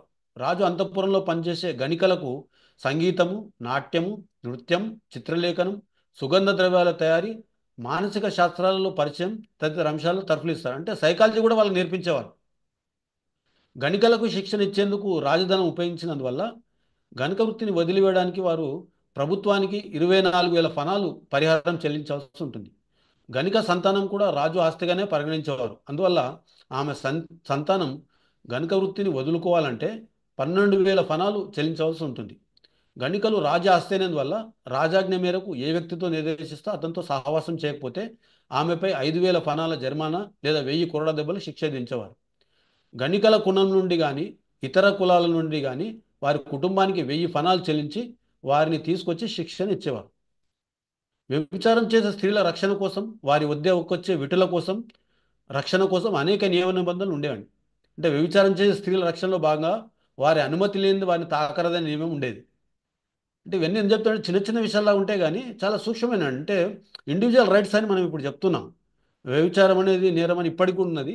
అంటే అందులో కూడా అతను ఒక మానవీయ దృక్పథంతో చూశాడని చెప్పడానికి నేను ఉదాహరిస్తున్నాను అనమాట. అంటే స్త్రీలు వ్యభిచారం చేస్తున్నారు కాబట్టి వాళ్ళు తక్కువ చూపు చూసే అవసరం లేదని దానికి నేను చెప్పంటే, వ్యభిచారం చేసే స్త్రీల రక్షణలో భాగంగా వారి అనుమతి లేని వారిని తాకరదని నియమం పెట్టాడండి. ఇది చాలా గొప్ప విషయం. అంటే ఇండివిజువల్ రైట్స్ని, లిబర్టీని అతను ఒప్పుకున్నట్టే. మరొకరితో ఉన్న వేశ్యని బలాత్కరించిన వ్యక్తిపై 48 ఫనాల జరిమానా విధించాడు. వ్యభిచారం చేసే స్త్రీలపై సైతం అత్యాచారం చేయడం నేరమని నిర్దేశించాడు. అలాంటి స్త్రీలపై అత్యాచారం చేసిన వారిపై 12 ఫలాల జరిమానా, వారిపై సామూహిక అత్యాచారం చేసిన వారిపై ఒక్కొక్క 24,000 ఫలాల జరిమానా విధించాడు. అంటే చాలామంది ఇప్పుడు చూస్తుంటాం. అబ్బు, అంటే కొన్నిసార్లు ఎట్లా చెప్తారంటే ఆమె పతిత కాబట్టి ఏం చేసినా తప్పలేదు అనే భావన ఉంటుంది. అట్లా కాదు, ఆమె కూడా ఒక వ్యక్తే. ఆమెకు హక్కులు అవన్నీ ఉంటాయని చెప్పడానికి నేను ఉదాహరిస్తున్నాను. చివరిగా అతను ఈ రాజశాస్త్రాల లేఖనం గురించి, అంటే ఎటువంటి రాత ఉండాలి అనే దాని గురించి అతను చెప్పాడు. రాజశాస్త్రాలు దేశంలో వర్తించే చట్టాలు అని కౌటిల్యుడు చెప్పాడు. అందువల్ల రాజశాస్త్రాన్ని ఎలా రాయాలో తన అర్థశాస్త్రం వివరించాడు. మంచి రాతకు 6 సూత్రాలు పాటించాలని చెప్పాడు. మంచి రాత ఎట్లా ఉండాలని, రాసిన దానిలో స్పష్టత ఉండాలి, అర్ధక్రమం ఉండాలి, అంటే ప్రాధాన్యతను ప్రాధాన్యతను అనుసరించి విషయాన్ని వివరించాలి, పద సంబంధం ఉండాలి, అంటే చెప్పే విషయంలో వైరుధ్యం ఉండొద్దు, సంపూర్ణత ఉండాలి, పరిపూర్ణత ఉండాలి, అంటే విషయాన్ని సంపూర్ణంగా చెప్పగలగాలి, మాధుర్యం ఉండాలి, అంటే చెప్పే విషయాన్ని సున్నితంగా చెప్పాలి, ఔదార్యం ఉండాలి, అంటే వాడుక భాషలో కాకుండా ప్రామాణిక భాషలో ఉండాలన్నాడు. ఇందులో ఈ ప్రామాణిక భాష తప్పించి మిగతా 5 సూత్రాలు కూడా ఇప్పటికీ వర్తించేవి మనం. అట్లాగే ఇంకేం చెప్పాడంటే తను, రాసిన దానిలో పునరుక్తి ఉండకూడదన్నాం, వ్యాకరణ దోషాలు నివారించాలని చెప్పాడు. చెప్పేది సూటిగా చెప్పాలన్నాడు. అంటే కౌటిల్యుడు చెప్పిన రాత మెలకువలు ఇప్పుడు కూడా మన పనికొస్తాయండి. కాబట్టి మనము వెంటనే చూస్తే ఏంటంటే, పరిశీలిస్తే ప్రాచీన భారతదేశ సామాజిక, సంస్కృతి, ఆర్థిక, రాజకీయ వ్యవస్థని మనం అర్థం చేసుకోవడానికి అర్థశాస్త్రం చాలా ఉపయోగపడుతుందండి. ధన్యవాదాలు. Thank you. Thank you very much sir. చాలా చాలా శ్రమ తీసుకుంటున్నారు మీరు ఈ ముఖ్యంగా బౌద్ధ జాతక కథలు కానీ లేకపోతే కౌటిల్య అర్థశాస్త్రాన్ని ఎక్స్ప్లెయిన్ చేయడంలో కానీ మీరు చాలా గొప్ప కృషి చేస్తున్నారు. మీరు we are all proud of you that thank you, we thank know you. you. So, we're congratulating you once again for your wonderful work and expecting more from you of such research. Professor Balamohan Das గారితో చర్చను మనం ప్రారంభిద్దాం. Welcome sir. నమస్కారం అండి. నాగరాజు గారు చివర్లో చట్టాలు ఎలా ఉండాలో చెప్పారు. స్పష్టత, అర్ధక్రమం, పదబంధం, సంపూర్ణత, మాధుర్యం, ఔదార్యం, ఈ 6 ఆయన స్పీచ్లో ఉన్నాయనుకుంటున్నాను నేను. Thank you. ఆయన చెప్పిన విషయాలు బహుశా మొత్తంగా చూస్తే అన్ని విషయాలు ఈ 6 కూడా దాంట్లో ఉన్నాయేమో నాకు అనిపించింది. నేను కూడా కామర్స్లో ప్రొఫెసర్గా పనిచేశాను కాబట్టి నాకు కొన్ని డౌట్స్ ఉన్నాయి. ఆ డౌట్స్ ఏమైనా నాగరాజు గారు చెప్పగలిగితే సంతోషం. అర్థశాస్త్రం, చాణక్య నీతి రెండు ఒకటే కాదా? చాణక్య కాదని తెలుసు, కానీ చాలా మంది కన్ఫ్యూజ్ అయిపోతున్నారు. ఒకటి. తర్వాత ప్రస్తుతానికి అన్వయించుకుంటే ఆయన అన్ని కాలాలకి పనికొచ్చేట్లుగా రాసుకున్న, మనకు చెప్పిన 2400 సంవత్సరాల తర్వాత మనం ఆయన మాట్లాడుకుంటున్నాం అంటే చాలా గొప్పవాడు ఆయన చెప్పినట్టుగా. మన భారతదేశంలో మన ఇంతవరకు జరిగిన 37 మందో 38 మందో ఫైనాన్స్ మినిస్టర్స్ ఉన్నారు. స్టార్టింగ్ ఫ్రమ్ బహుశా షణ్ముఖం చెట్టి గారి దగ్గర నుంచి నిర్మలా సీతారామన్ వరకు చాలా మంది ఉన్నారు.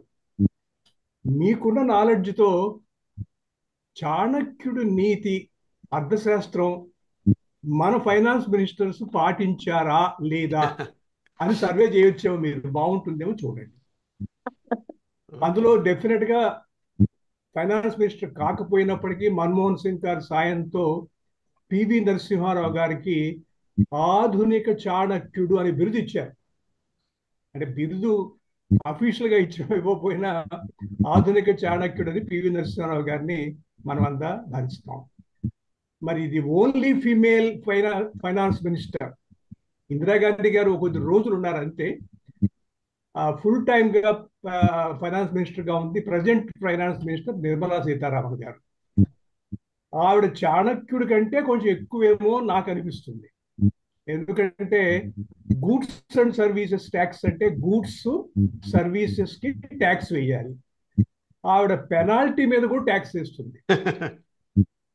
ఎందుకంటే ఇప్పుడు ఒక బండి అనాథరైజ్డ్ గా పార్కింగ్ చేస్తే పెనాల్టీ వేస్తారు పోలీసు వాళ్ళు, దాని మీద కూడా జిఎస్టి వేస్తున్నారు. అది మాత్రం నన్ను బాధించింది. సబ్జెక్టు మీకు ఎక్స్పర్ట్ కాబట్టి మీరేమి చెప్తారేమో దాని గురించి అని అడిగాను. ధన్యవాదాలు. ఎవరన్నా మాట్లాడతారండి? వాలంటీర్గా ఎవరన్నా మాట్లాడతారా? నమస్కారం అండి. నమస్తే. చాలా చాలా విషయాలు చెప్పారు, చాలా ధన్యవాదాలు. ఒక్క చిన్న సందేహము, అలెగ్జాండర్ దండయాత్ర చేసినప్పుడు ఉన్నది ఈ చంద్రగుప్తుడేనా, చాణక్యుడి కాలంలోనేనా? కాదు, కాదండి. చంద్రగుప్తుని కుమారుడు చంద్రగుప్తుడి కాలంలో అని అంటారు. కాదండి, ముందే. చంద్రగుప్తుని మౌర్యుని కంటే కూడా ముందే. అలెగ్జాండర్ దండయాత్ర. అవునండి. మరి సినిమాలో అయితే చాణక్యుడు సెల్యూకస్ తర్వాత అతని తర్వాత వచ్చిన వాళ్ళు ఉన్నారు ఇక్కడే. సెల్యూకస్ అని వాళ్ళు తర్వాత వచ్చిన వాళ్ళు ఉన్నారు. ఆ కాలంలో చంద్రగుప్త మౌర్యుడు వీళ్ళు ఉన్నారు. వచ్చి వెళ్ళిపోయిన తర్వాత వీళ్ళు మౌర్య సామ్రాజ్యం వచ్చింది. అలెగ్జాండర్ వెళ్ళిపోయిన తర్వాత ఎక్కువ కాలం లేడు ఇక్కడ. బ్రీఫ్గా అతను అడ్డుకున్నారు. పురుషోత్తముడు మిగతా వాళ్ళు ఇక్కడ అడ్డుకున్నారు. పైగా అంత దూరం నుంచి అతను వచ్చి వాళ్ళ సైనికులంతా అలసిపోయి రకరకాల రోగాలు బాధలు, అది పెద్ద చరిత్ర. అది అంటే అతను మొత్తం ప్రపంచం అంతా జయించినప్పటికీ ఇక్కడికి వచ్చేసరికి అతనికి ఇక్కడున్న వాతావరణము సరిపోలేదు, కరెక్ట్గా కుదరలేదు. అక్కడున్న అతనితో పాటు పోరాడే యోధులంతా కూడా ఎప్పుడెప్పుడు తిరిగి వెళ్దామని వాళ్ళు అతన్ని ఒత్తిడి తెచ్చారు. అది వెళ్ళేటప్పుడు కూడా అతను సక్సెస్ఫుల్గా వెళ్ళలేకపోయాడు, మధ్యలోనే చనిపోయాడు. అంటే అప్పటికే అతను వెళ్ళే టైంకి వెళ్ళిన తర్వాతనే ఇక్కడ ఉన్నాడు. అప్పుడు నందవంశం రాజులే ఉండేవాళ్ళు. అతను ఇంతవరకు రాలేదు లోపల వరకు. అక్కడే పురుషోత్తం దగ్గర అక్కడ ఆగిపోయి అక్కడ నుంచి తిరిగి వెళ్ళిపోయాడు అతను. అయితే తెలుసుకున్నాడు, భారతదేశం గురించి తెలుసుకున్నాడు. తర్వాత అతని సైన్యాధికారులను సెల్యూకస్ మిగతా వాళ్ళని ఇక్కడ పెట్టాడు. వాళ్ళతో అవుట్ పోస్టులు కూడా అక్కడ సైనికాధి పోస్టులను పెట్టాడు. అతనితో ఈ సంపర్కం ఉండేది. ఇంకోటి చంద్రగుప్త మౌర్యుడు గ్రీకు యువతిని పెళ్లి చేసుకున్నట్టు కూడా ఉన్నది. అయితే దానికి ఇంకా చారిత్రక ఆధారాలు కంప్లీట్గా లేవు, కానీ అది కూడా ఒక ఉన్నది అందులో. అది ఎంతవరకు కరెక్టో మనకు తెలియదు, కానీ తర్వాత వాళ్ళేనండి మౌర్యుడు. Thank you very much sir. ఇంకెవరన్నా? నేను మాట్లాడండి. ప్లీజ్. నమస్కారం. చాలా చాలా మంచి ప్రసంగం అండి. దాంట్లో ఇవాళ నాకు నచ్చింది ఏంటంటే బానిసలు వాళ్ళకి సంబంధించిన వాటిలో బానిసల గురించిన ప్రస్తావన మనకి వెస్ట్ లో ఉన్న బానిసలు భారతదేశంలో ఉన్న బానిసలు ఒకటి కాదండి. బేసిక్ గా వెస్ట్ లో ఉన్న బానిసలకేమో ఏ హక్కులు యజమానికి వ్యతిరేకంగా ఉండవు. మన భారతదేశంలో ఏంటంటే బేసిక్ గా వెట్టితో ఈక్వల్. వెట్టి అంటే ప్రతి ఎవరి దగ్గర నుంచైనా ఏదైనా పని తీసుకుంటే మనం దానికి కొంత వేతనం ఇవ్వాలి. వేతనంతో సంబంధం లేకుండా మనం పని తీసుకోవడానికి ఒక మనిషి మీద హక్కు పొందితే అది బానిసలు అనేది పాయింట్ అనమాట. మనకి మహాభారతంలో సైరంతి వీళ్ళందరూ కూడా అలాంటి వాళ్ళు. ఏంటో కొంచెం రక్షణ ఇచ్చి కొంచెం పొట్టకని అన్నం పెడితే చాలు అన్నట్టు ఉంటుంది. తర్వాత ఇవాళ వింటున్నప్పుడు నాకు చాలా విషయాలు జ్ఞాపకం వచ్చినాయి. ముఖ్యంగా ఏంటంటే ఏ దేశాన్నైనా గెలిచినప్పుడు గెలిచిన ఆ దేశాన్ని ముఖ్యంగా ప్రజల పరంగా మనం మన వైపు మనం విన్ చేయాలి. విన్ చేయాలంటే ఏం చేయాలి దానికి అక్కడ ఉన్నటువంటి పద్ధతుల్ని మనం గుర్తుపెట్టుకుని అక్కడ ఉన్న ఆచారాల్ని మనం గౌరవించాలి అనేది ఒక ప్రధానమైనటువంటి సూత్రం. ఉమ్, దేశంలో మనకి చాలా స్మృతులు కనపడుతుందన్నమాట. యస్మిన్ దేశే ఏ ఆచార పరంపరయా క్రమాగత ఆమ్నాయై అభివృద్ధశ్చ సధర్మ పరికీర్తిత అని. ఎక్కడ అంటే మన మెయిన్ లైన్ కి ఎక్కడ దెబ్బ తగలనంత వరకు ఎక్కడెక్కడ ఏ ఆచారాలు ఉంటే వాటిని అన్నింటినీ కూడా మనం స్వీకరించాలి అని దాన్ని చెప్తూ ఉంటుంది. అలాగే మీరు పణాధ్యక్షుడు అనే ఒకటి చెప్పారు. నేను ఈ మధ్య ఈ దీని తాలూకు సాహిత్యం చూస్తున్నప్పుడు ముఖ్యంగా టెంపుల్స్ అండ్ ఆల్సో దీనికి సంబంధించిన ఏన్షియంట్ జ్యుడిషియల్ ప్రాసెస్ మీద చదువుతున్నప్పుడు ఈ పణం అంటేనే మార్కెట్ అండి. పణ్యం అంటే కూడా పణ్యవిధి ఇలాంటి పదాల్లో మార్కెట్ అంటే ప్రాబబ్లీ పణాధ్యక్షుడు అనేది మార్కెట్ ఫోర్సెస్ కి అదే కాదు, ఫనం అంటే డబ్బు కూడా అండి. ఫనాలు, ఇన్ని ఫనాలు నేను చెప్పాను కదా, ఈ డబ్బు కూడా. పణ్యంలో ఈ పణము పణ్యము అనే పదాలు ఇంటర్ రిలేటెడ్ నేను చెప్పేది. కాబట్టి డబ్బులతో సంబంధించి మార్కెట్ ఎక్స్చేంజ్ చేస్తారు యాక్చువల్ గా. It is type of exchange in the market అనమాట. ఎక్స్చేంజ్ వాల్యూస్ తో అది దానికి సంబంధించిన ప్రస్తావన వచ్చింది. చాలా సంతోషం. తర్వాత ఈ అంటరానితనం మీద కూడా ఒకటి రెండు మంచి ఇన్సైట్స్ వాళ్ళు వచ్చినాయి. ఊరికి అవతల ఉంచాల్సిన వాళ్ళు ఎవరు అనే దాని మీద ఇలా ప్రస్తావించారన్నారు. అది ఖచ్చితంగా అది మనం దాన్ని అధ్యయనం చేయదగినటువంటి అంశం. దాన్ని దాంతో పాటు ఇలాంటివి ఇంకా ఏమైనా ఉంటే కూడా తీసుకోవచ్చు. వాటిని మనం ఇవాళ జరిగినటువంటి ప్రస్తావనల్లో చాలా విషయాలు మనకి తెలియడానికి అవకాశం వచ్చింది. చాలా సంతోషం. చక్కని ప్రసంగం చేసినందుకు మీకు ధన్యవాదాలు. Thank you. సాక్షిన్నమాట చాణక్యుడి అర్థశాస్త్రం గురించి టీచ్ చేసి పిల్లలకి ఒక 5-6 ఏళ్ళ పాటు చెప్పిన దాంట్లో ఆ జ్ఞాపకాలన్నీ మళ్ళీ గుర్తు చేసినందుకు చాలా థ్యాంక్స్ అండి. చాలా డీటెయిల్డ్ గా చెప్పారు. Thank you. థ్యాంక్స్ అండి. నాగరాజు గారు అన్ని విషయాలు అన్ని ఆస్పెక్ట్స్ కవర్ అయ్యాయి. సమగ్రంగా మిగతా వాటితో కూడా సరిచూసుకుంటే సరిపోతున్నట్టుగా అనిపించిందండి. అభినందనలు. థ్యాంక్స్ అండి. నమస్తే. ఇంకెవరన్నా మాట్లాడుతున్నారు? సార్ డాక్టర్ చెలికాని గారు మీరేమన్నా ప్రశ్నలు వేస్తారా? నమస్కారం అండి చెలికాని గారు.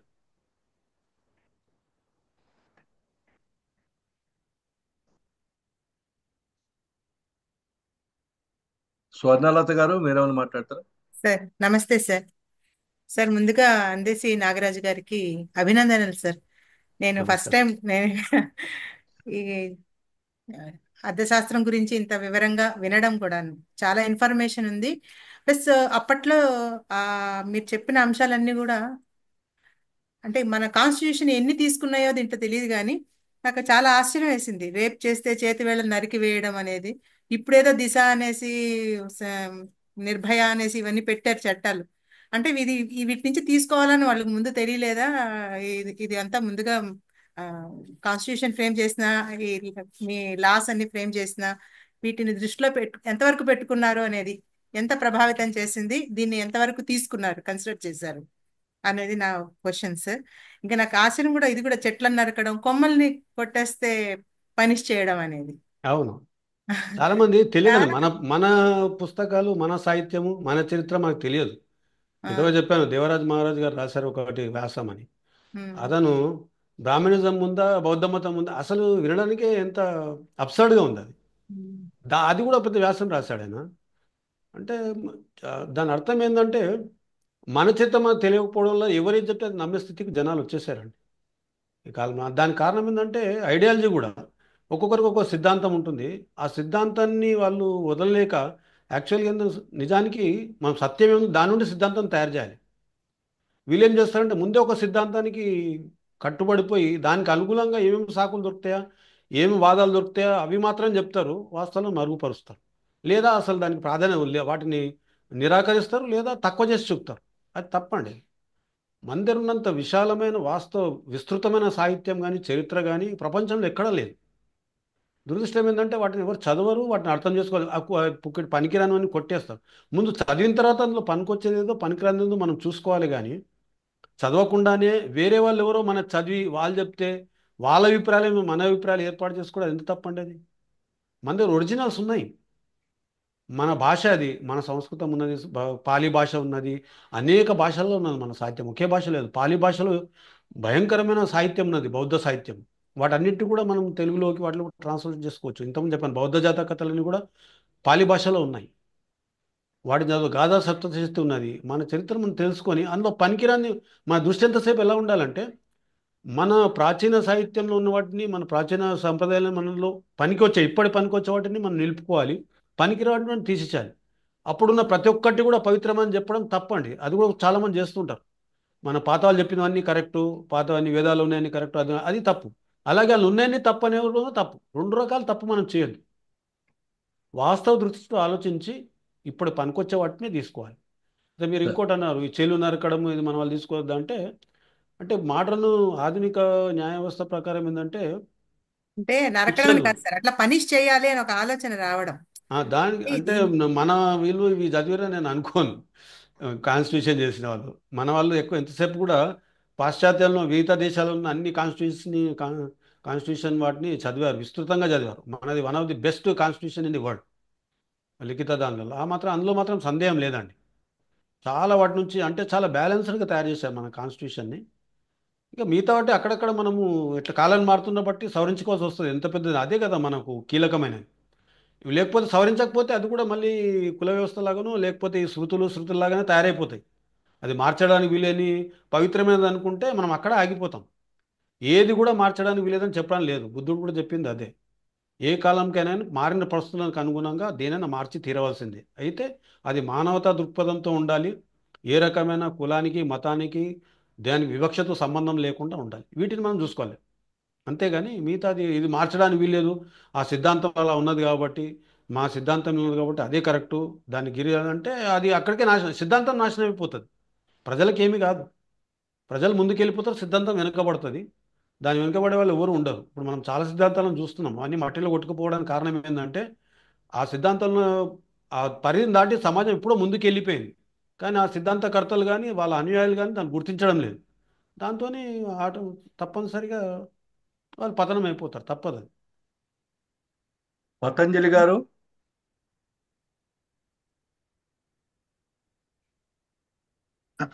నమస్తే అండి. మంచి లెక్చరు, అన్ని విషయాలు కవర్ చేశారు, చాలా సంతోషం. ఎందుకంటే సమాజం మొన్న టాపిక్ చూశాను, చూడంగానే అనుకున్నా బహుశా ఇంత విస్తృతి ఉంటుంది కదా అని అనుకున్నాను. అన్ని చక్కగా కవర్ చేశాడు. యాక్చువల్గా మొన్న 10 రోజుల కిందట 15 రోజుల కిందటనే సాంస్క్రిట్ అకాడమీ వాళ్ళు ఒక 2 days సెమినార్ కండక్ట్ చేశారు. వార్త, దాని పేరు కూడా ఈ వార్తే. ఓకే. ఏమండి, ఆ వార్త అంటే ఇప్పుడు మీరు చెప్పే వార్త అంటే ఏమేమి కవర్ చేస్తుంది అంటే మనం తెలిసిన వార్త కాకుండా ఓహో ఇంత విస్తృతార్థంలో దానికి ఉందే అని చెప్పి అక్కడ 30 మంది వచ్చి ప్రజెంట్ చేశారు ఈ టాపిక్స్. మీరు చెప్పినట్టు ఈ వ్యవసాయము దాంట్లో అన్ని వ్యవసాయము చేతి బ్రాహ్మణులు క్షత్రియులు చేసేటివి కాకుండా మిగిలినవన్నీ కలిపి కూడా వార్త కిందనే వస్తున్నాయి. అవును. నేను గమనించింది ఏంటంటే వ్యవసాయము, చేతి వృత్తులు, కుల వృత్తులు అన్నిటినీ తీసుకొచ్చి వార్త అనే దీంట్లో పెట్టారు. చక్కటి ఇది మంచి కవరేజ్ ఇచ్చారండి, చాలా సంతోషం. అయితే నేను అనుకోవడం ఇంకా కొన్ని మీరు అన్న దాంట్లో ఒక 50% లేకపోతే 60% ఇప్పటి టైంకి అన్వయం చేసుకోవడానికి కష్టమైన ఉన్నా కూడా కొన్ని పాయింట్లు తీసుకొని వాటిని డెవలప్ చేసి ఇప్పటికి మనకి పనికొచ్చాయా అని వర్క్ చేయొచ్చు. అదేనండి మనం ఆలోచించగలిగినటువంటి అంశాలు ఉన్నాయి. ప్రాచీన గ్రంథాలను అధ్యయనం చేస్తే అది జరుగుతుందో లేదో మనకు ఆ వర్క్ తెలియదు. కానీ బట్ ఒకటి we should appreciate his foresight కాకపోయినా ఆ రోజుకి తగ్గట్టు చేసినా కూడా అంత విస్తృతంగా ఆలోచించి ఇచ్చేసాడు. అయితే ఎవ్రీథింగ్ సెంటర్డ్ అరౌండ్ రాజుకి పవర్ ఎట్టా నిలబెట్టాలి, ధనం ఎట్టా సంపాదించాలి. సో అప్పుడున్న దీని ప్రకారం చేశాడు. కొన్ని మంచి ఆలోచనలు ఇప్పటికి పనికొచ్చే కూడా చాలా ఉన్నాయి. అవి మరి ఏ రకంగా ప్రాక్టీస్లోకి జరిగింది. ఎందుకంటే పుస్తకాలు రాస్తున్నారు, అక్కడక్కడ కొన్ని వస్తున్నాయి కూడా మనకి. చాణక్యుడికి మళ్ళీ ఈ రోజుల్లో కాస్త ఇవి వస్తున్నాయి, కానీ దాన్ని అన్వయించడానికి ఏమన్నా ఉందా అని చెప్పి ఏమన్నా ఉంటే బాగుంటుంది. సంతోషం, చాలా మంచి లెక్చర్ అండి. తిరుమల శెట్టి నాగేశ్వరరావు గారు. చాలా ధన్యవాదాలండి, బ్రహ్మాండమైన presentation. Not a question but personal comment I would say. ఇందాక మొదట్లో మీరు ఈ ప్రోగ్రాం మొదలు కాకముందు అన్నట్టుగా పద్య రూపంలో చాలా బాగా వర్ణించారు, చెప్పారు అని అన్నారు కదా. ఆ, అది స్టూడెంట్స్కి ఇంట్రడ్యూస్ చేస్తే ఆ రూపంలో చాలా గ్రహించడానికి వీలుగా ఉంటుంది, వాళ్ళకి ఇంట్రెస్ట్ ఉంటుంది అనేది అన్నారు. అంటే ఆ విద్యా విధానంలో ఒక ఉపాధ్యాయుడు ఎంతవరకు ఆకర్షవంతంగా చెప్పగలుగుతారు అనే దాన్ని బట్టి పిల్లలకి ఆసక్తి కలిగించేది కూడా ఆ, అవసరం అని అనిపిస్తుంది. ఇంకొకటేమో ఈ రోజుల్లో ఆసక్తి, ఆసక్తి ఆ రెండిట్లో కూడా తేడా లేకుండా మాట్లాడుకోగలుగుతున్న వ్యవహారంలో ఆ, ఎంతవరకు సాధ్యం? ఓకే, అది ఒకటి. ఇంకొకటేమో history, science are together in our మన చరిత్రలో. ఆ, ఈ అర్థశాస్త్రం అనేది ఒక ప్రాముఖ్యమైనది. ఆ విధంగా చూస్తే చాలా క్రితం నేను కొంచెమే చూశాను. మీరు చెప్పిన విషయాలు కూడా కొంత ఎక్స్పోజర్ ఉంది, చాలా ఇంట్రెస్టింగ్ ఉంది. ప్రెసెంట్ డే సిచ్యుయేషన్స్ లో కూడాను very essential and so fourth.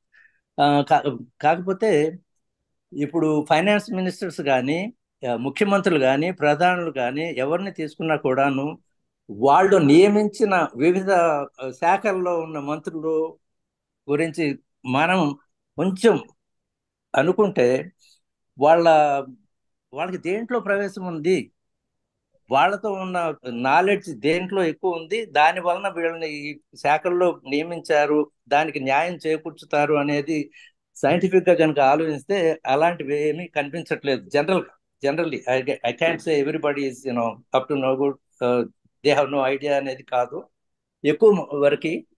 అలాగే పాలకులు ఒక పొజిషన్ లో ఉన్న వాళ్ళు, మీరు చెప్పినట్టుగాను రాజు అంటే ఎలా ఉండాలి, అడ్మినిస్ట్రేషన్ ఎలా ఉండాలి, హౌ టు రూల్, ఇవన్నీ ఎలాంటి వాళ్ళని మనం ఎన్నుకుంటే ఎలా జరగటానికి ఆస్కారం ఉంటుంది, ఆ విచక్షణ అనేది వీళ్ళ బ్యాక్గ్రౌండ్ ఏంటి, ఎమ్మెల్యేలు ఎట్లాంటి వాళ్ళు, ఎమ్మెల్సీలు ఎట్లాంటి వాళ్ళు, ఇక మంత్రులు, ముఖ్యమంత్రులు ఎలాంటి వాళ్ళు, ఇవన్నీ చూసుకుంటుంటే ఇంత పెద్ద చరిత్ర ఉంది, ఇంత నాలెడ్జ్ ఉంది. What are we teaching, what are we learning, any exposure? మన చరిత్ర మనకే తెలియదు. మీరు ఇందాక అన్నట్టుగా వాళ్ళు ఎవరో ఎక్కడో వాళ్ళు రాసింది చదువుకొని ఇదే మనం అనుకుంటాం తప్పితే how can we create interest in the education at family level and so forth. కాబట్టి అన్ని అంశాలు చాలా బాగున్నాయండి, very interesting topic. Sadly that is education is lacking. ఇంకొక last thing, I'm sorry to take one last minute. ఈ last లో న్యాయ విధానాల్లో, కాన్స్టిట్యూషన్ లో కానీ లేకపోతే జ్యుడిషియరీలో కానీ ఏ నేరానికి ఎలాంటి శిక్ష అనేది లేకపోలేదు, తప్పకుండా ఉన్నాయి. ఆనందేశ్ గారు చెప్పినట్టుగా బ్రహ్మాండమైన కాన్స్టిట్యూషన్. కాకపోతే ఈ నేరాలకి implementation of the law, how are they implementing, in what manner అనేది ఒక ముఖ్యమైనదిగా నేను అనుకుంటున్నాను. Thank you so much, appreciated. Kalidas Purushottam గారు. కాళిదాస్ పురుషోత్తం గారు. Prakash. Very very good lecture. Number 1. Number 2, ఇప్పటిదాకా బిట్స్ అండ్ పీసెస్ గా ఏదైనా ఇష్యూ వచ్చింది అనుకోండి, చాణక్యుడు అప్పుడే చెప్పాడు, లేకపోతే వీర బ్రహ్మేంద్ర స్వామి అప్పుడే చెప్పాడు అని అనేస్తాం, తెలుసున్నా తెలియకపోయినా. కానీ ఇవాళ నుంచి చాలా ఆథెంటిక్ గా కౌటిల్యుడు ఏం చెప్పాడు అనేది కాంప్రహెన్సివ్ గా చెప్పారు. సో ధైర్యంగా చెప్తాం మీకు ముందు నుంచి. Thank you. Nice lecture sir. Presentation is excellent. Rayudu గారు, పెమ్మరాజు రాయుడు గారు, మీరు ఏమైనా మాట్లాడతారండి?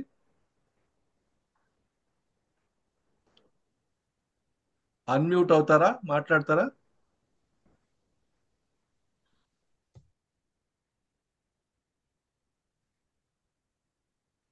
హలో, నేను పురుషోత్తం అండి, మాట్లాడొచ్చుదా? మాట్లాడండి సార్, మాట్లాడండి. చాలా సంతోషం అండి, బాగా చెప్పారు సారాంశం. అయితే నేను ఒకటి, మనకు అద్భుతమైన క్రీస్తు పూర్వం బుద్ధుడి కన్నా ముందు రికార్డు అయిన పుస్తకాలు ఇట్లాంటివి దొరికాయి, నాకు సంతోషమే. కానీ అవి మీరు ఎవరో చెప్పారు, వేడి దగ్గొట్టడం, చేతులు దగ్గొట్టడం, ఇందాక విన్నాను. ఉన్నాయండి, గోవాన్ పీరియడ్ లో కూడా మొన్ననే ఒక నవల అథెంటిక్ గా వచ్చింది ఈ మధ్య, దాన్ని తెలుగు ట్రాన్స్లేషన్ వచ్చింది. అందులో కూడా ముస్లిమ్స్ వేళ్ళు తగ్గొట్టేస్తారు, ఒక అతనికి 2 చేతుల వేళ్ళు తగ్గొట్టేస్తారు, 3 చేతులు అవుతాయి. అలాంటివి జమీందారీ కాలంలో కూడా జరుగుతూనే ఉన్నాయండి. చాలా ఆర్బిటరీగా, ఏకపక్షంగా దారుణమైనటువంటి శిక్షలు ఇవి జరుగుతూ వచ్చాయి. కనుక ముఖ్యంగా దళితులు ఇట్లాంటి వాళ్ళు, పేదవాళ్ళు చాలా సఫర్ అయ్యారు. ఈ అసమ సమాజంలో అంటే అద్భుతంగా రికార్డ్ అయింది, మనకు ఒక రికార్డు దొరికిందనే తప్ప నేను అంతకన్నా ఏమి హర్షించలేను.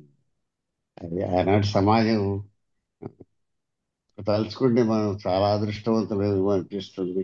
మీకు చిన్న ఒక్క మాట చెప్పి నేను చెప్తాను. 1951లో నాకు ఉపనయనం జరిగిందండి.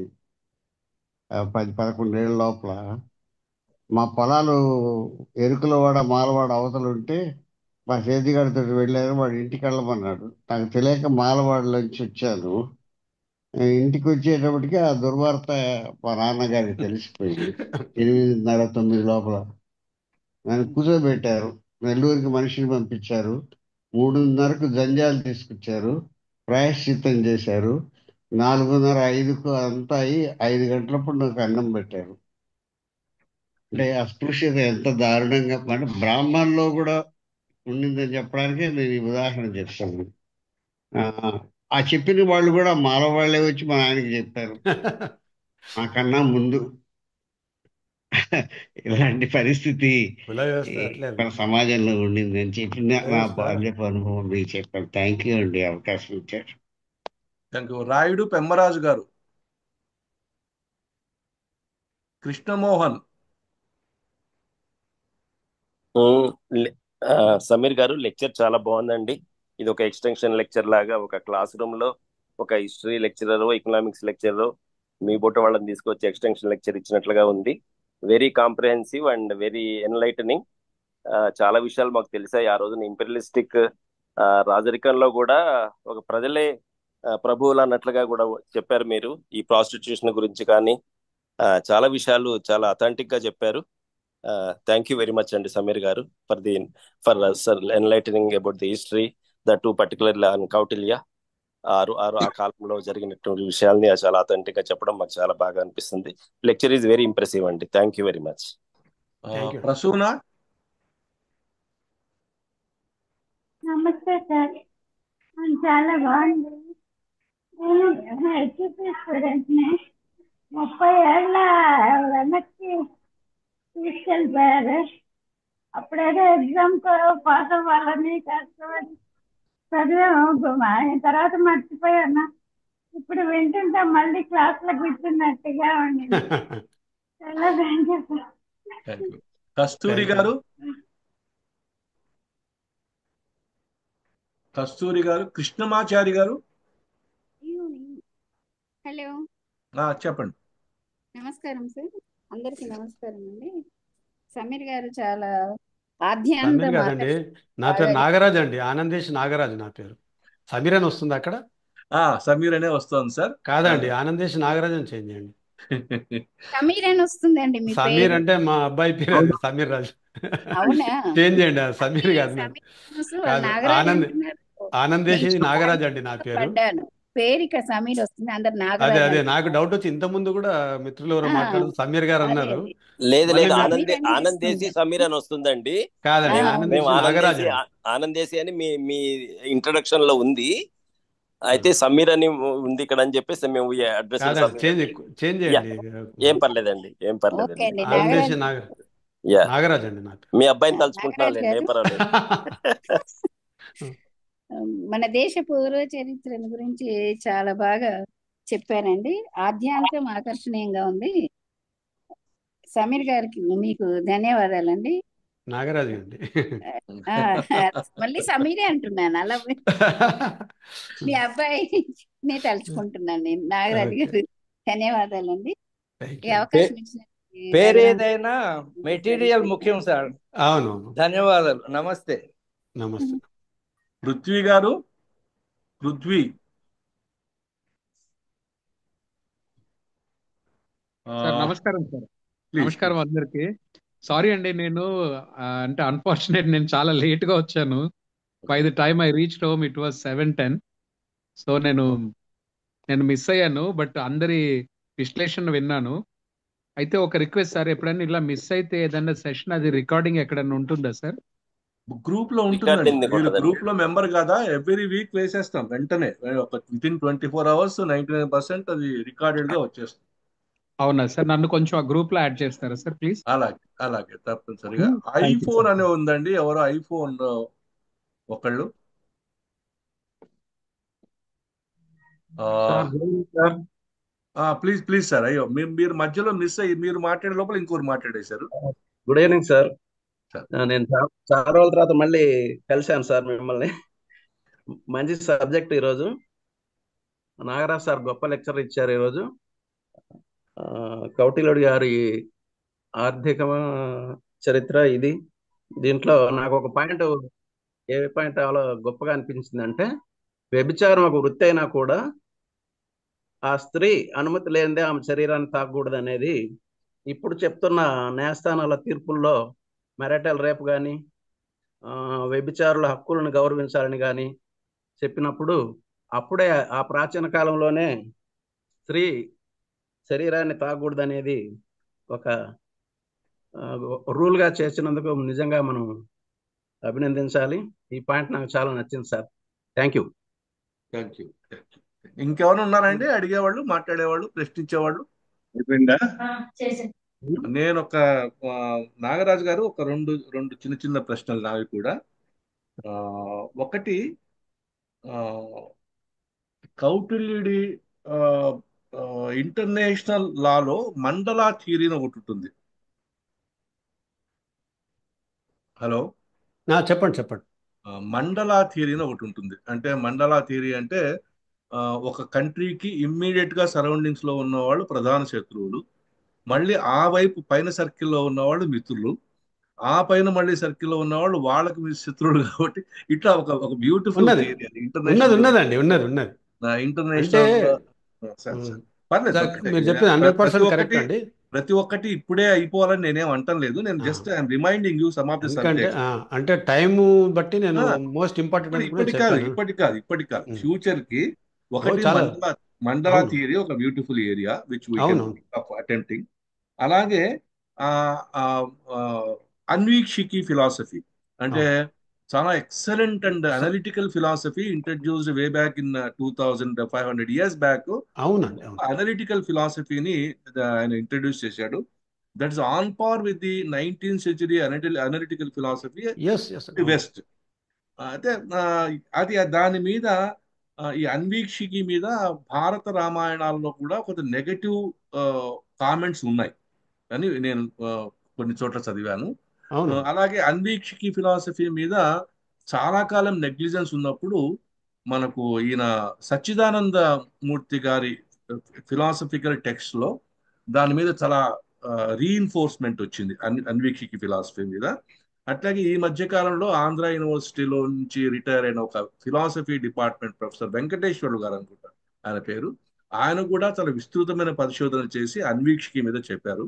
కాబట్టి ఈ Mandala theory of international law and then Anvikshiki theory of Anvikshiki philosophy, దాని బేసిక్ కంటెంట్స్ మీరు భవిష్యత్తులో ఎప్పుడైనా ఒక సబ్జెక్ట్ మ్యాటర్గా, అంటే మనకు నిజం చెప్పాలంటే నాకు ఒక అదృష్టమో ఆనందం ఏంటంటే, మొన్న రీసెంట్గా నేను ఎవరైనా మాట్లాడతారంటే దాదాపు ఫిబ్రవరి 1st week దాకా ఫ్రైడేలు నిండిపోయాయి. It's one of the happiest moment in my life. So I'm really thankful to all of you. అట్లాగే ఇంకొక ఇదేంటంటే, రామాయణ భారతాల్లో కౌటిల్యుడిని వేద నింద చేసిన వ్యక్తిగా, అలాగే నాస్తికుడిగా, పరిగణించి ప్రశ్నించినట్టుగా కొన్ని కొన్ని సోర్సెస్ చెప్తున్నాయి.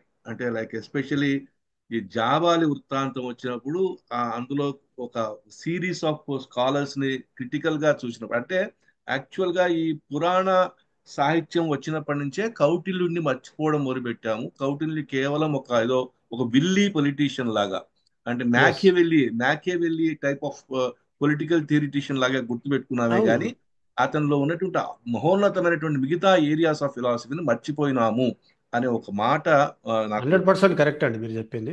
అది 100% కరెక్ట్. కాబట్టి మీరు వీలైతే అన్వీక్షికి అండ్ మండలా థియరీస్ మీద ఎప్పుడో ఏప్రిల్ నాటికో ఏదో మీరు ఒక ఐడియా ఫామ్ చేసుకుంటే will have 2 different sessions on that. ఎందుకంటే you're an expert on these areas. తప్పకుండా. we look forward towards you for further inputs on that area. So తప్పకుండా. thank you very much for your wonderful contribution. ఇవాళ చాలా enlightened discussion కూడా జరిగింది on కౌటిల్యాస్ అర్థశాస్త్ర. ఇప్పుడు ఈ మధ్య కాలంలో వాట్సాప్ లో ఏంటంటే ఏదో కౌటిల్యుడు చెప్పాడు అని చెప్పేసి ఓ స్టేట్మెంట్లను వస్తున్నాయి. అవన్నీ చాలా భయంకరంగా ఇబ్బందికరంగా, లేకపోతే అసలు ఇలా ఎందుకు చెబుతాడు కౌటిల్యుడు అనే రకంగా ఉంటున్నాయి.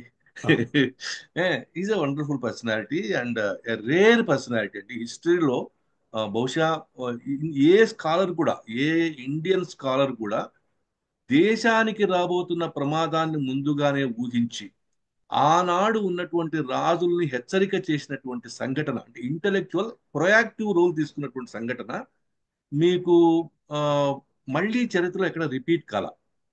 ఎప్పుడో 11th సెంచరీలో ఆనందపాల అనే ఒక బెంగాలీ కింగ్ అదేదో కొంత ప్రయత్నం చేశారు అంటారు. అతను పాలా డైనాసిటీకి తప్పిస్తే కౌటిల్య, ఆనందపాల మళ్ళీ తిరిగి వస్తే మనకు మళ్ళీ ఫ్రీడమ్ స్ట్రగుల్ ఒకటే కనబడుతుంది ఇంపార్టెంట్ గా, సిగ్నిఫికెంట్ గా. So thank you very much for your Ravikumar గారు, నాది ఒక్క సజెషన్ ఉందండి. సెంట్రల్ సోషల్ డైలాగ్ తరఫున మన దేశంలో ప్రైమ్ మినిస్టర్లు, ఫైనాన్స్ మినిస్టర్లు కౌటిల్య అర్థశాస్త్రం చదవాలని చెప్దాం. అలాగే సార్, ఒకటి ఆ సజెషన్ మనం ఇద్దాం. అలాగే సార్. తర్వాత ప్రకాష్ గారు చెప్తూ బ్రహ్మం గారు ఏం చెప్పారు కౌటిల్యుడు అన్నారు. బ్రహ్మం గారు ఏం చెప్పారు మీద ఒక సెషన్ రావాలండి. అలాగే సార్, ఎవరన్నా ఉంటే చూడండి సార్ స్కాలర్స్ ని, వెల్కమ్. ఎందుకంటే నేను వేటిని కాదన్ను, నాకు ఏంటంటే ఏ సబ్జెక్ట్ ని కూడా నేను డినై చేయను. I try to accommodate as many number of contradictory subjects also. మీరు ఓ మెసేజ్ పెట్టండి, that is the beauty of democracy అండి. బ్రహ్మం గారి మీద ఎవరైనా మాట్లాడే వాళ్ళు ఉంటే పెట్టమని చెప్పండి. అదే సార్, ఇది ఓపెన్ ఇన్విటేషన్. ఎవరైనా మాట్లాడతారంటే February 2nd week 3rd week ఆ టైం దాకా ఫ్రైడే బుక్ అయి ఉన్నాయి. ఎవరైనా హౌస్ఫుల్. నిజమే sir, I'm real for the first time in my life I'm so happy that the moment I gave a message. And ఇంకొకటి స్వర్ణలత గారు కూడా ఇప్పుడే చెప్పాలి. స్వర్ణలత గారు మీరు ఒక డే ఫిక్స్ చేసుకున్నారు, అయితే మీ డేని నేను మీ నుంచి మళ్ళీ లాగేసుకుని ముక్తేశ్వరరావు గారి వాళ్ళ అమ్మాయి ఆ అమ్మాయి ఏదో ఒక సబ్జెక్ట్ మీద మాట్లాడుతుంది. మనము మళ్ళీ we can accommodate houses after in the month of February. So once again వాళ్ళు ఎంతైనా ఫారినర్స్ కదండి, వాళ్ళకే ప్రయారిటీ ఇద్దాం. అట్లాగే అమ్మాయి హైదరాబాద్ లో ఉంది ప్రస్తుతం, హైదరాబాద్ వచ్చింది. She wants to give it talk and go away. So youngsters మాట్లాడితే కాదండి, అమ్మాయి యంగ్స్టర్ కాబట్టి ప్రయారిటీ. అదే యంగ్స్టర్, లేడీ కాబట్టి కూడా first of all enthusiastic youngsters రావాల్సిన అవసరం ఉంది కాబట్టి definitely give preference to her. She has all the qualifications లేండి. అదే sir. So thank you very much for today and will meet once again in the next week sir with a different topic. Thank you అండి. Thank you sir.